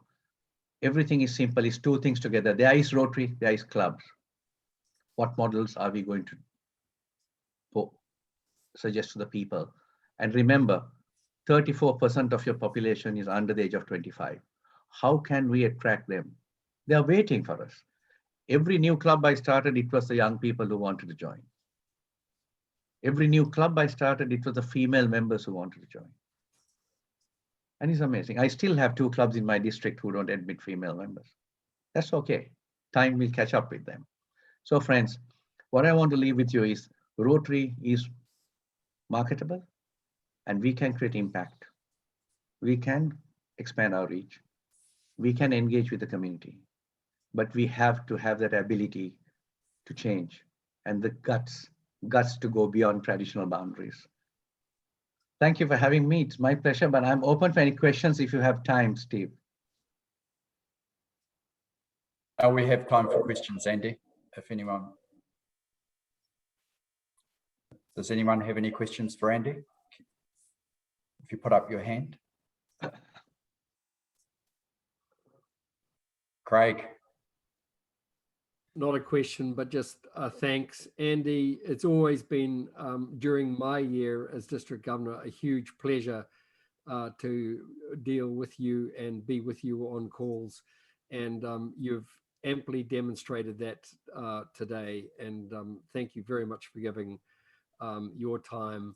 We in Ingrid's year, we started working on a strategic multi-year approach, but the focus that you've brought has been slightly different, and I know that Alan and Steve are now working, looking at what you've done as a template for some of the things that they want to do in the future. So my thanks, and I'm sure everybody's appreciated it here. So I'll hand back to you, Steve.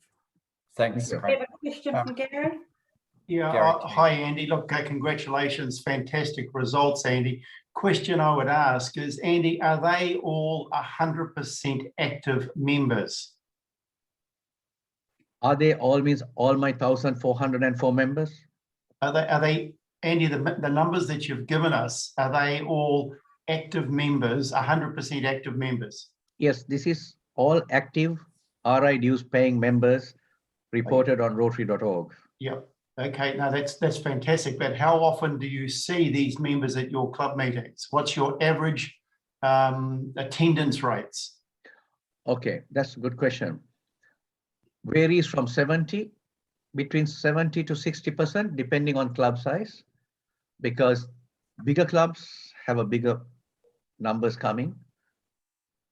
Smaller clubs, even the smallest club, my smallest club is 8 members, but they have about 5 to 6 coming for their meetings. The biggest club I told you is Balron Richmond, which is 76 members. Their last meeting last Thursday had 54. Yeah. So Andy, to be a member of one of your clubs, what's your minimum attendance rate? Well, attendance is not necessary to become a member in our clubs, and I think RI doesn't even consider attendance, is engagement. You can what's your minimum engagement rate then? Well, depending what you want to get engaged in, some people want to volunteer and maybe go and do sausage sizzle. Some people want to go and build something. Some people want to do something else. Depending what kind of interest they have. Now, just for instance, I'll give an example of the Passport Club, the Gold Coast Passport Club. The passport concept is they are members of a club, but they really don't have to have a project. They can participate in any club's project that interests them, as long as they give in 30 hours a year into voluntary service. Okay. So I think so. If you want a benchmark, 30 hours a year is given as enough. Actually, 30 hours came from Lifeline in the US, where Lifeline is if you feel desperate and you're in a situation of suicidal, you call the Lifeline. And the Lifeline research showed in the US that if people can give in 30 hours into volunteer work or working outside their comfort zone, connecting with other people, that it helps them to have a better mental state of mind. So they said 30 hours. So the Passport Rotary Club, Gold Coast Passport members, they go and participate in charities of their choice, not Rotary projects sometimes. They work with homeless people. They do so many projects, but they get into groups of 4 or 5 and they participate.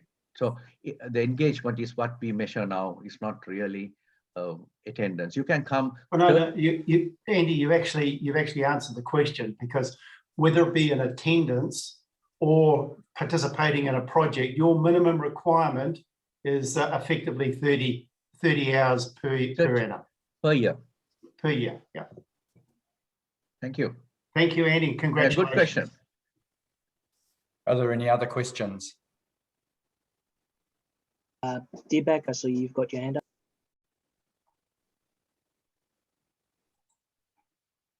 Sorry, Deepak, you need to unmute. You're on mute, Deepak.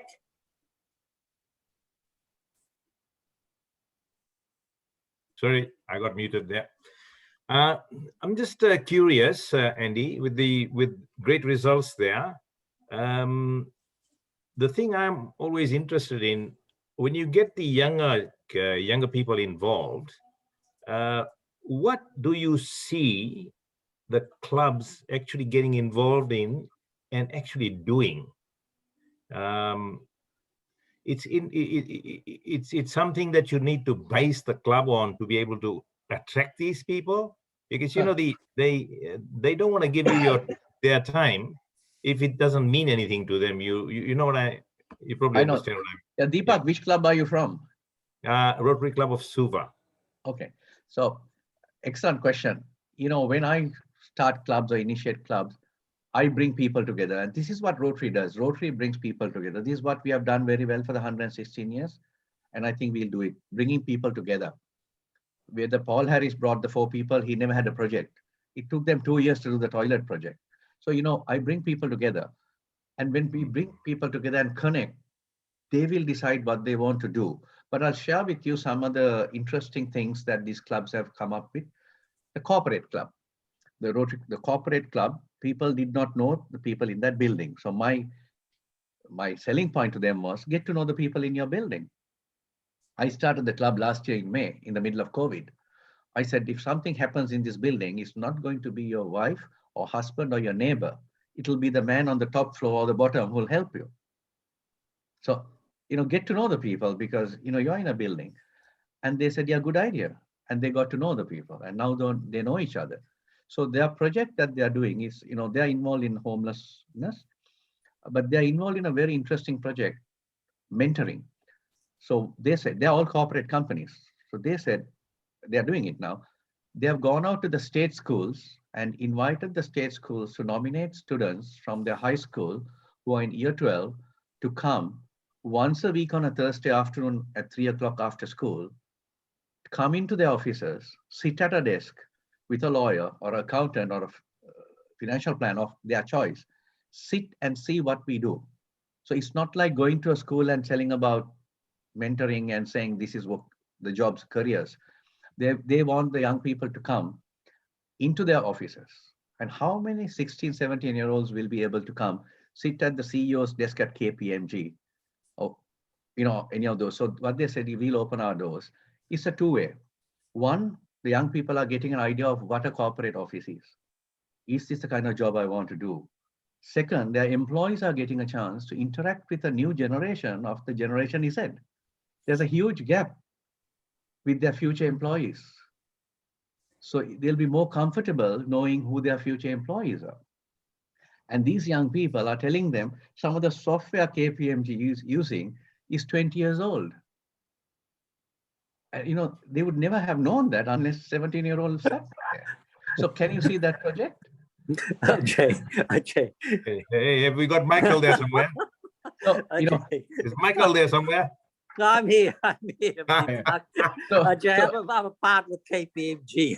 Yeah. And now, if you are, well, you will know. Actually, KPMG is one of the corporate members of the corporate club. So, you know, this is something what a 17-year-old sees. They see the future. Yeah, no, Ajay, that's absolutely fantastic. But what they've done in the Gold Coast, I mean, we would never have thought of something like this. You know, engaging some of the younger or the school children or the secondary school children to come into our office, because you know it's an absolute eye opener to them. We're taking trainees from schools at the end of each year just to come in and see what we do, because it blows their mind what happens. They can only imagine what happens outside, but until they actually come into the office and see what actually does, you know, they get a bit of appreciation. No, but you've done a fantastic job. Absolutely fantastic. I didn't actually, the club, I only brought them together. You know, it is the ideas that they come up with. Yeah. You know, it's amazing, Deepak, when you bring these younger professionals, you know, they see a world of opportunities. And our job as Rotarians is to open opportunities. They will grab it. Andy, in some of the discussions we've had, you've talked about using the Learning Centre and the value that the Learning Centre actually has. And, you know, I know people between 20 and 30 are looking for professional development, and we have this fantastic tool that is of value. Do you want to talk a little bit about the Learning Centre and how you use it? Yeah, it's going again beyond Deepak's question. Another additional answer is, so one of the pitches that, you know, so in my team, I am the main pitch. I make the pitch. So I have a team, you bring people together, you get the teams, fine, and I'll come and I'll do a 10-minute pitch to attract the people. So if you want young professionals, most of the younger professionals and, self-made entrepreneurs, they lack the qualifications that most of us have from business schools and all. So I attract them and I show them what the Rotary Learning Center has. Like especially after we teamed up with Toastmasters last year, we have 8 modules on public speaking, confidence building, interactive learning, leading teams. Now, each of those modules are easily done, but it'll cost you $400 if you go to their own site. But when you have these available free of charge for being a Rotarian, and you learn at your pace, it's helping any one of us. And they say, wow, we didn't know that. We are not only about a charity, we are a membership organization. That's why we pay just $300 a year or whatever. And then you don't talk about the cost. You talk about the value we give. I work for the Harvard University and I head the marketing for Harvard Business and Law across Asia. We don't talk about money. We talk about the value that adds to your life by going to Harvard Law or Harvard Business School. After you see the value, you'll pay any price. So, so the Learning Center is a fantastic tool to attract new members. It doesn't matter what age group, and also to attract the younger people. And remember the age group I told you, under 25s, are all the time online. 90% of the time they like to learn online. And these all you want to show. And they are not good at public speaking because they are speaking only to a mobile phone. So we have a great opportunity, but you need to think very laterally and see what we can do. I think innovation has no limits. So with that, I'd like to give you the vote of thanks, Andy. Thank you. It's just absolute. Every time I hear you, it just blows me away of just thinking laterally and doing things differently and bringing about change and just the benefits that you've received from it. So I'd ask everyone on Zoom to give you a show of hands. Thank you. And just thank you very much. And I'll pass back over to Edith. Anu te mihi kia koe Andy, mō te tautoko mō te kōrero tēnei ahiahi, me te tautoko mō te manaaki, me te whanaungatanga, me te tautokotanga ki District 9920, me te kaupapa of Rotary. So just a really brief thanks to you from our district in the native language of New Zealand. And we will be back in touch with you at some stage, and we know that we can link up at any time for any support that we need. So to ensure we don't have any Zoom gloom, whānau, I'm wanting you to move away from your computers.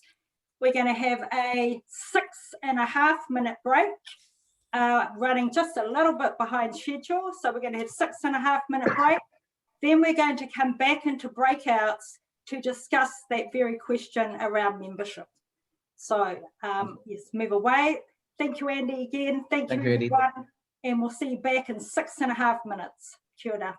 Centre as an investment, as Andy was talking about, into professional development and learning, that your dues are sitting there to actually invest in. So after these sessions, go and have a little journey in there and have a look at some of those modules and what they have to offer up for our roles and for supporting growing Rotary. So the next part of our session this afternoon is going into our breakout groups to answer those questions. How do we grow our membership in existing clubs? Where should we be looking to charter new clubs? And what new types of club models will or could we invest in? So our AGs are going to lead our groups in those discussions. Edith, you're showing the whiteboard. Okay, that's not a good idea. Okay. Let me go back to stop share.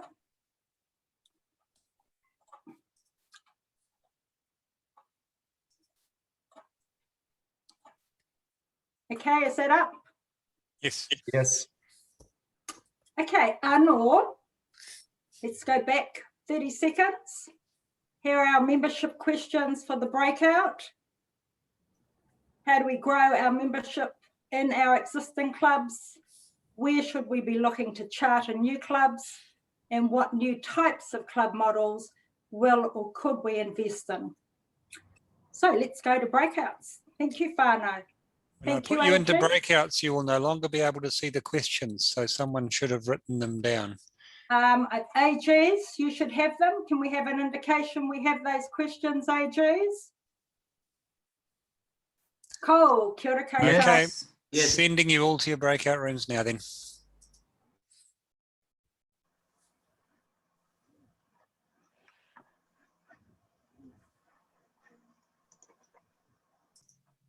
Cool. Okay, so that's some food for thought. And what we're going to do now is give you a break as we come back into the other arm of growth is around how we promote that. And we've heard a little bit about that before, but we're going to then get into the final session of our afternoon. Please stay with us, 44 on in our main room, because we need your input and your corridor for this final session. So to eliminate Zoom gloom, move away from your screens, put your video, stop video on, mute yourself, go make a cup of tea, and we'll see you back here in, I'm going to make that 5.5 minutes this time. Just in time learning, you've just seen go live. So this is what we do, and this is how we do it. And we just work with each other and we go through it. So, Yeah, you know, no, thanks, John. so that's cool. Okay, over to you. I'm going to hold Lisa. my breath when you click on the link to play the video now. Please don't, you'll turn blue. Okay, let's go. I can hold my breath for a long time. Right, I will cross my fingers as well. And I would like to introduce Mr. Alan Smith. He is the current District Governor nominee, soon to be District Governor-elect, and is perfectly placed to do our presentation this session on public relations and public image, being the public image chair. He's also an area governor, so many different hats. So thank you, Alan, and welcome. Thanks, Ursula. I can't see the audience when I'm sharing the screen, so that's okay. No problem at all. I'll just work through it. Mm-hmm. It's really great to be here. And you notice that I've introduced a different word, public relations. And you would have seen in your program, we suggested that you have a look at this pre-war work, public relations in your club. The reason we've done this is because we're talking about people, not about technical things. And this is an ongoing part of the membership program. Without public relations, without people, membership won't work. So it's important for you as a club to understand what some of the tools and the people aspects that we have involved. So public relations is really important about increase the community's awareness and understanding of Rotary. It promotes Rotary's programs and activities. But more importantly, as you've heard today, all club members can participate in public relations and develop it from there. It's not one person. Quite often you have a public image director inside a club and a membership director inside a club, and they think, oh yeah, they're going to do all the work. No, it's about all clubs being involved. One of the things I do with other organizations, and they're mainly not-for-profit organizations within the disability world, is that the question I have with them is, do we tell our club stories effectively? How often do we talk about our people in an effective way? Because there are some fantastic stories that could be shown. And this is an example of a video that was developed by the Rotary Club of Pago Pago. I want to share it with you. And it's something that is simplistic, but very, very strong message. Where's it gone? Where's my profile? Here it comes. It hasn't appeared on your shared screen yet. Here it is. should be there. No. Talofa from American Samoa. This is the home of the Rotary Club of Pago Pago. The Rotary Club of Pago Pago was established in October of 1969. It started off with less than 10 members, and we have grown to our biggest membership this far of 40 members. Although the number is so small compared to clubs around the world, these folks have some of the biggest hearts when it comes. Sorry, John, can you see that or not? No, no. So I think you've shared the application, not the screen. Do you want me to play it for you? I can take it off you. Yep. Okay, do that.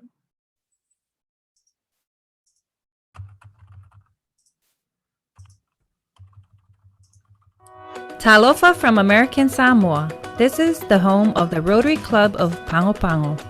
The Rotary Club of Pago Pago was established in October of 1969. It started off with less than 10 members, and we have grown to our biggest membership this far of 40 members. Although the number is so small compared to clubs around the world, these folks have some of the biggest hearts when it comes to service above self. We meet every Friday at 12 p.m. to go over all our projects and just to fellowship with each other. We also invite guest speakers once a month to talk about matters or projects that are impacting the community, and they can be related to health, education, social and economic, community, safety, and so forth. One thing that comes naturally to our members is the complete feeling of loving what we do while making a positive difference to someone's life. We have served our community's needs through some of our annual projects that include placing and maintaining angel rings or life buoys at swimming and fishing spots along the coast. These angel rings have provided much needed life-saving tools for the villages. We continue to distribute dictionaries to all third graders around the islands. Every child gets to keep their own dictionary at home, and it helps kids with their literacy and communication.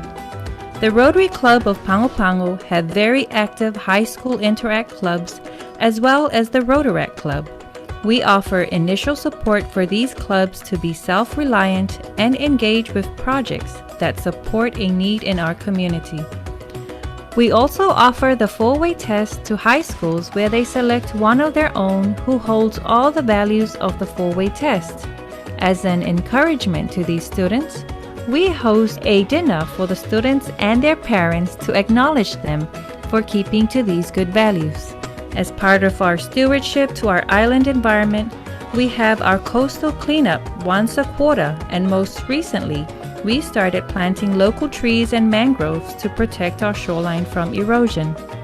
We continue to donate to various local nonprofit organizations who, like Rotary, continue to take action to improve the well-being of our people, such as Hope House for the elderly and disabled, Shriners, Lions Club, Little League of American Samoa, the Cancer Coalition, and many more. One of our biggest past projects, through the support of our local businesses and government, was the construction of the Pala Lagoon Swimming Center for American Samoa. The aim of the pool is to offer a swimming facility for families to enjoy and for children to learn to swim. Although surrounded by water, the majority of our children did not know how to swim. Hence, the idea of having a swimming pool came to mind for all Rotarians. Our local Rotary Community Swimming Pool project has been a very long and very successful project. About 16 years ago, the Rotary Club at that time decided, why don't we start planning for a community swimming pool?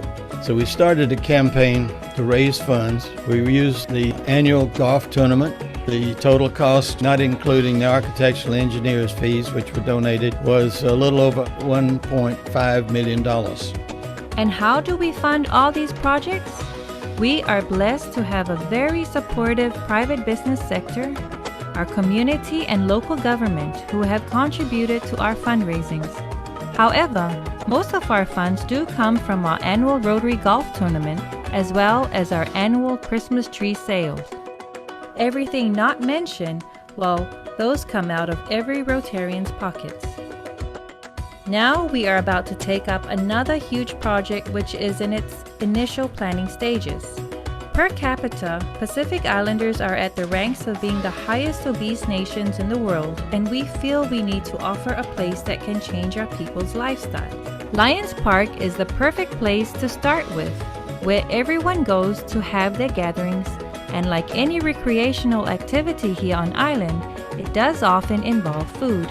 If we have a wellness trail in this park, we are introducing activities at the park which do not necessarily involve eating, but includes a walking path as well as stations around the park for people to use for exercise. It would be nice for parents to get their children used to physical activity and exercise, and it will eventually change their habits and lifestyle in the future. The Wellness Trail will be a looped path that trails along the shoreline, and it will have several exercise equipment purposely located along the path. We would like to build some of these locally and some from off-island. At one end of the loop, we will have a multi-exercise area which will have a few more equipment all in one area for the larger groups who want to exercise together. The Rotary Club of Pago Pago are forever thankful to the people of American Samoa for their support, the government and the private sector businesses. We will continue to provide our tautua or service to make a positive difference in our community, and we love doing it. Whawhetai Maiamanuia from the Rotary Club of Pago Pago. I'll just go back to sharing my slides, but thanks, John.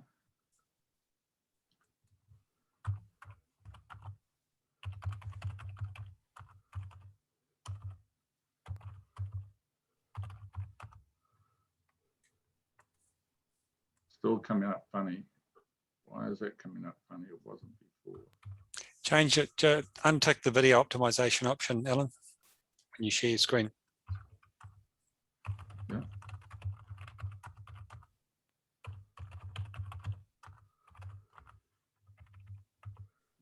Okay.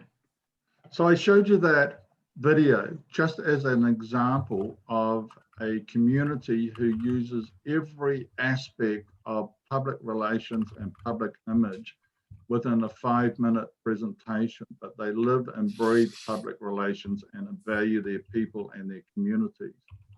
So we're going to go into a breakout session. So Ursula or Sean, one of those is going to run that.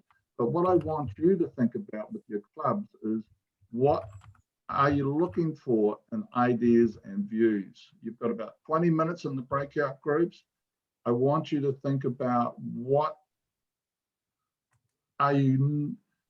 could you do, not what you're not doing. This is not what you're doing, it's about what could you do, and we would look forward to you coming back with some feedback on those ideas. Over to you, John. Thanks, Ellen. If you could stop sharing your screen, I'll just pop the questions up for our AGs. Cool. Okay. Yep.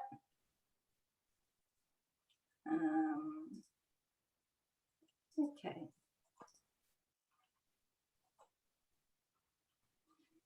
Okay, our AGs, I know you have these questions. Thumbs up. Okay. We're not how's seeing public- anything, Edith. Oh, okay. Sorry. All right. Let me put that up on my.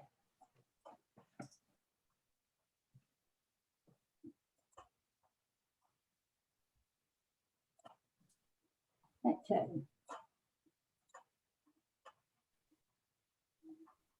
Okay, just give me a thumbs up, AGs, that you've got these questions. Still not seeing anything. Still not seeing anything, Edith. No, I mean the AGs. I sent these to you. Just give me a We thumbs have up. them from before already. Yep, thank you. Cool, let's go into those breakouts. Thanks very much. Thanks. Okay, John. how long are we in breakouts for this time? We're going to be in breakouts for 15 minutes and then back into report back. Thank you. Okay. Thanks, Whānau. See you soon.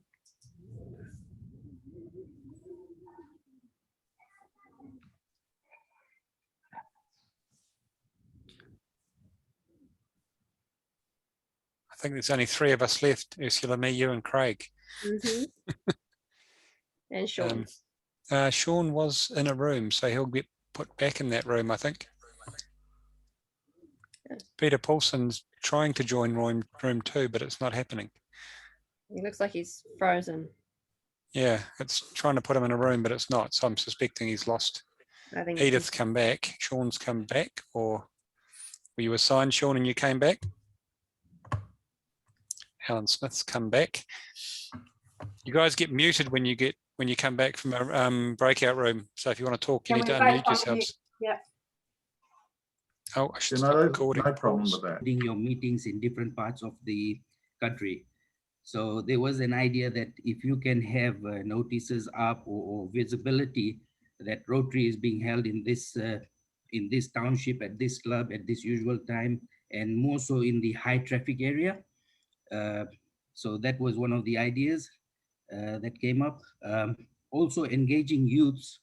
When you are engaging youths in projects, we should use them much better in terms of spreading the message of what their project is, what they're doing. They are so social media savvy, so you should utilize that whenever the projects are done. Also, when Rotary supports any organization with projects, we have to ensure that those organizations puts out the Rotary's name and the work and the project that has been done much strongly through their networks. If it's school, through their newsletters, so that goes to the parents and so forth. So those are some of the ideas that came up. If I have missed anything, others might be able to add from the team. Wonderful. Yeah. Anything else from that team? Just one last one was all the projects that we do, we need to do it with some enthusiasm. The people who are passing by or watching us doing that should get the feel that, hey, these guys are enjoying what they're doing. Let's see, find out what they're doing. How come they're enjoying doing this? So we would like to be, because everyone wants to be a part of a enthusiastic, enjoying group. So people like to have fun. So yeah, that should be our bottom line. Wonderful. Thank you, Vinod. Thank Okay, you. we're going to turn to room number 1 now. I think you guys went toward the end last time, so I'll bring you to the front here. So we've got, is it Jeanette or It's me. Chris Petty. Chris B, right? Yes. Okay, so what we had was we felt that have a good public relations is to connect with other groups in your community, because there might be groups in the community which can actually promote Rotary through their particular group. Use of the social media, it's not just Facebook that you should be using. If you've got a younger generation in your club or you want to attract younger members, then you might need to be using Instagram and TikTok. And I know that some clubs have been using YouTube and videoing and putting up on YouTube their meetings and guest speakers, etc. The use of your bulletin is really, really important. One of the things that we talked about also was a national, a district and a club coordination in terms of public relations. I know that in the past that Rotary has had national things on television and on radio and things like that. Well, if we knew when that was going to happen, and district could do something and our clubs could do something in that focus week when those relations are, when those messages are going out, so that that all of the country, all of the district is getting inundated with those messages about Rotary and what we do. And one of the things that we have to try and close off is that it's for old people. We need to have those young messages out there in the media, so that young people get interested in doing that. That'll do from us, Ursula. Okay, thank you, Chris. Got a little bit slow there, so might be my internet. possibly, yes. But I think Sean got most of that down.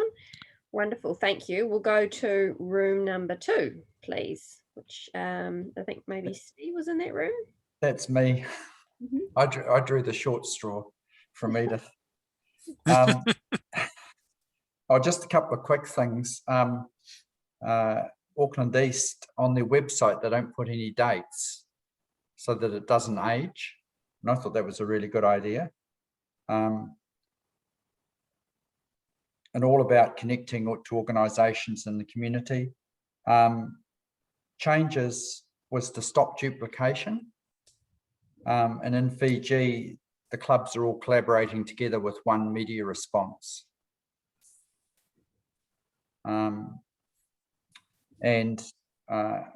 Ian said about pushing TV and with New Zealand and have recent and historical stories. And the other comment was we need other voices from our Asian communities, and better training in clubs on Facebook and websites, but also it would be an attraction for the younger demographic. Mm-hmm. Wonderful. Lovely. Anything else to add from that group? No. Okay, we'll go to room 4, I think we were at. Is that right? So we have, is it Tanya in that group? Vanita. Was Vanita? No? Oh, I'm looking at Vanita's room 4. I'm looking at room 3. Apologies. Who have we got? Vanita. Yes, if you'd like to Okay. Thank you. So we looked at how we would increase publicity. The first thing we did was we said that when we are working on a project or when we want to publicize anything, we need to start from the beginning, and not, especially in terms of projects, not when the project is completed, so that we can then strategize as to how we will publicize it, because there are different target audiences. You know, if it's a younger generation, they might prefer social media more. If you have older generation in your community, they might prefer the newspapers or the community newspapers. So we really need to look at who we are targeting and how we want to pass on the message. And it may be 3-4 pronged rather than just one particular method. The other thing is, of course, we reminded ourselves, if we are using minors, we need to be aware that, you know, we have their consent, the parents' consent for using photographs.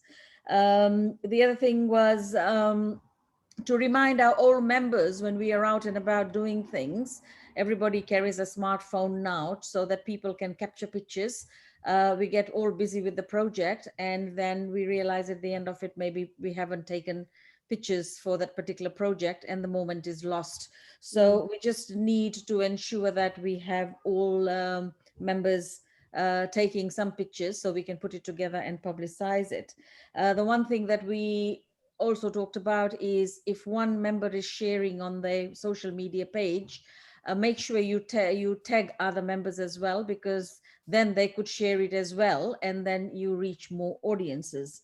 You know, we had Cherith in our group whose video was played earlier, so we took our cue from her on how to produce really good videos and have the impact that we want. Some of us would probably, if we are doing videos that needs a bit of professional hand on it, so we'll probably, Cherith's Club used a professional person. So we may have to put some funds aside for publicity. So we need to take that into account when doing a project, that we put some funds aside for publicity, either making videos or doing plaques or plates, etc. And the other thing was, of course, which we touched on earlier, was the different types of media that we can use. That was from our group. Wonderful. Thank you. All right, we'll go to room 6, I think. Who did we have? Yeah, Sharon will report on our group. Thank you, Sharon.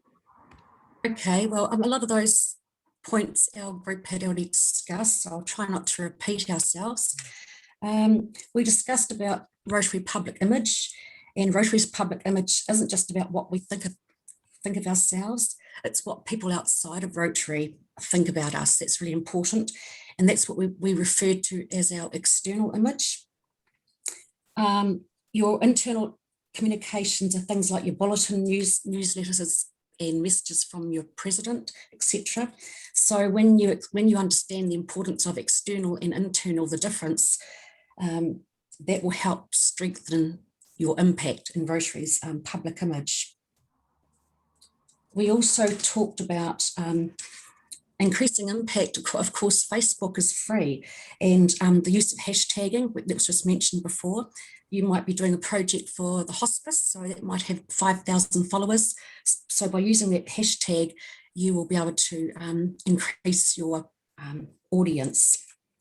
At any events, make sure you invite the local newspaper and medias, radio, pay for their dinner. That was a good idea.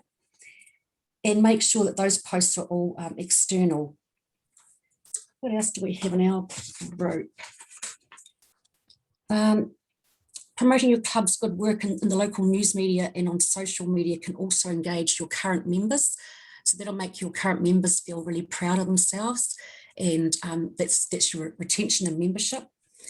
And when we increase our impact, people in the community are more likely to donate their time and money when they see the impact that we are making in our community with our projects. It's also easier to find local partners to work with when they know and trust. So the words know and trust your club. And enhancing your club's public image also helps us as Rotary stand out from all the other organisations like Lions and all the voluntary groups. We also thought it was important to let the public know we are a totally charity, not-for-profit organisation, and 99% of our funds that we raise goes back into service in the community, local or global. As members, we are the ambassador, we are the brand, and we are also the product. So some of the changes we thought we might do is to change our internal thinking. I used to call it stinking thinking, and just so that we think externally and become aware of what we say and how we say it affects our image to the outside people. I think I've just about covered that. Is that right? Wonderful. Perfect. Yeah, everything. Wonderful. Thank you. Okay, so I think we have room 3 still to speak. Is that right? If we could just have anything that you might be able to add to that beautiful long list that we've got there that Sean's been creating for us. So Tanya, I think, is leading that one. Gary Key's going to be responding for us. Thank you. Tanya, I think, and to everyone, I think there's a lot of points in there that we had covered in our discussions. And everyone's trying their best internally from a club aspect, doing what we term the micro PR presentation. But I really think it's time that we take a macro, not only as a district, but perhaps also as a national. And Sharon, you're absolutely right. We've got a brand. So what are we doing to present that brand on a national basis with a consistent delivery, with a one word that's very simple, very plain, that goes right down the middle and not being fragmented by the interpretations of all of our own little Rotary clubs. I think it's time really that you consider getting a professional, an advertising company to come in and have a damn good look as to how we are professionally presenting our brand. And that is through mass media. It's through looking at and having access to the mass media. Now, as clubs, we can't do that because we haven't got the relationship, but certainly a professional body would. Steve, you've set yourself, I guess you've set yourself, but also the district, a KPI of 200 members in your year. The question we would then ask is, well, show us your marketing plan to attract the 200 members. Now, Steve, I'm saying that tongue in cheek, but it's a very valid point, because at the end of the day, how are we going to finance these sort of penetrations of advertising agents and what have you? The answer is quite simple. You take 50% of what we pay to RDU and take 50% and put that into a national driven professional advertising program. Oh, love it, Gary. Bit of a challenge there for you, Steve. I'm not sure if you want to comment on that now, Steve, or whether we should go back to Alan to see if he's got any kind of summarizing comments on all that beautiful feedback. Before I go to my slides, before I go back to my slides, they're all fantastic comments. But when we discuss things like the bulletin and our changing world, we have to be careful of content that does not cause offense. In days gone past, a joke is a joke, but now a joke can actually become inflammatory and people react in the outside world differently. So that was one caution that I would suggest, and when clubs are examining their content and how they display themselves. In one case in Australia, it has caused quite a large mayhem just over a silly joke. I'm just going to share my screen and go back again. It won't take me long.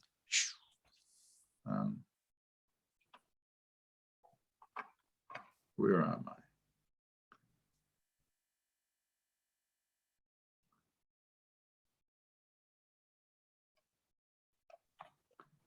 Going right back to the beginning. So one of the things is your thoughts are important to us. Don't think we've recorded all these thoughts, both in membership and in public relations. I'm going away from the word image. I'm talking about public relations now.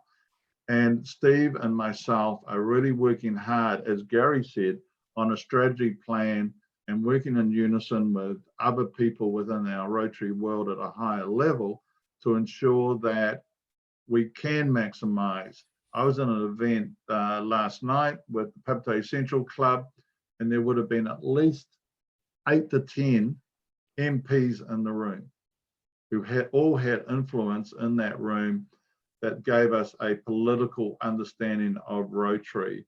And I think if we can maximize events like that in a national level, and be a voice at a national level, I think that's really important. And that's some of the work that I've been doing on a workshop that involves the whole zone. Before I go to final questions, I'll leave that for Steve because of the time. But there are 3 resources that is really important that you need to think about. And is this being recorded or shared at all, John? Yes, it's being recorded and it'll be posted on the website. Okay, great. So I go back to the My Rotary Learning Centre, public relations in your club. As much as I agree that at a high level, we have to be better, so that our clubs have to be better. And what happens is in the transition from one to the other, we lose that expertise. So St. John's is a club that both myself and Gary belong to, and we have the fortune that advantage of having Colin as a member who is absolutely passionate about our website and our Facebook. Each club has to do that. So you're asking about the hints and tips in relation to how to manage public image and how to manage your branding, etc. In October last year, the PI team ran a training session. That training session is available at any time, and there's the message there. So that if you go into this recording when it becomes available, you'll be able to look at that. There's some hints and tips along the way to be more effective. And then the last posting I did was the actual Rotaract Club of Pago Pago, an example of their Facebook. You probably don't need to look at that link. If you go into Facebook and just put Rotaract Club of Pago Pago and see their Facebook page, it's full of energy, it's full of vitality. It talks to the community as much as it talks to its members. And that's all I can ask for. Remember, we're here to serve, to change lives. And I think that's really important. And I'll pass to Steve next. But, you know, by delivering membership and by delivering our public relations and our image, we give ourselves a chance to grow this organization into a more positive impact with more members doing different things for our community. Thank you for your time, for my time and listening to me over the last hour, but I really appreciate your feedback. I'll stop sharing. Wonderful. Thank you, Alan. I really appreciate that. And I really appreciate all of you who are participating in all the discussions, and just a real example of how much knowledge collectively we all hold together.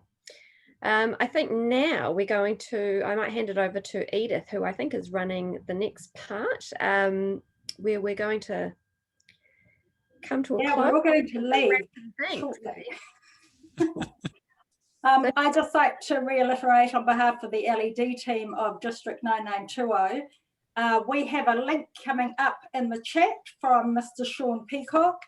We have different skill sets in our team and we utilise them. So one of the key messages around membership and around public image is that you don't have to have all of the skills in the same basket or in the same person.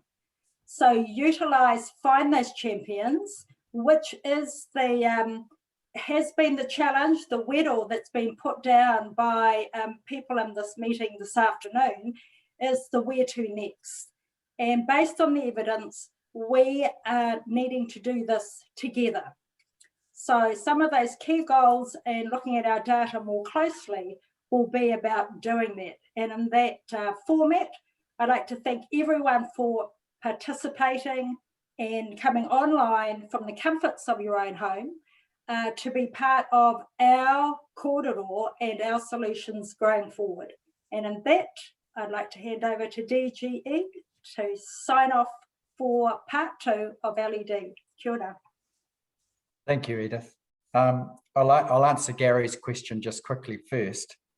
We asked Andy how much he spends on public image and membership in his district. And for Rotaract public image, he's got a budget of $5,000. For Rotary membership, 15,000. For public image, 15,000, and for new club development, 25,000.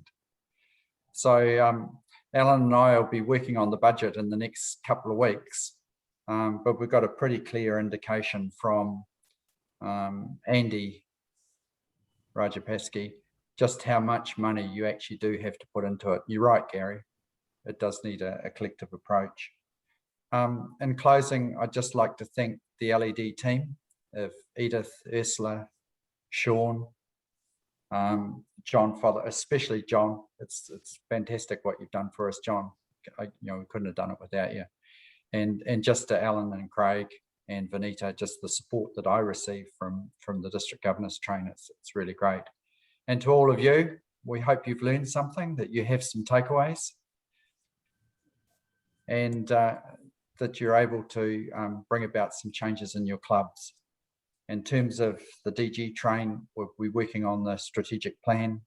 We'll be meeting again in June, and then we'll be publishing it on 1st of July at the same time as the budget. So just thank you again, and you have a great day. Haere rā. Grab that link before you leave, whānau. Fill out those 3 questions. We'd love to get your feedback. Kia ora. Anyone that wants to stay on here for the next 5 or 10 minutes, if you've had any other burning questions? Just reposted that evaluation link at the bottom of the chat there for everyone. Thanks, Ursula. Please fill that in. Peter, from Yes, my personal thanks to you, Ursula and Sean and the rest of the team. You've put in a huge amount of work to make sure that the last 2 weekends has worked really well, and you should be, as a group, very proud of what you have achieved. So thank you very much. Kia ora, Alan, thank you. All about team, all about service. Yeah,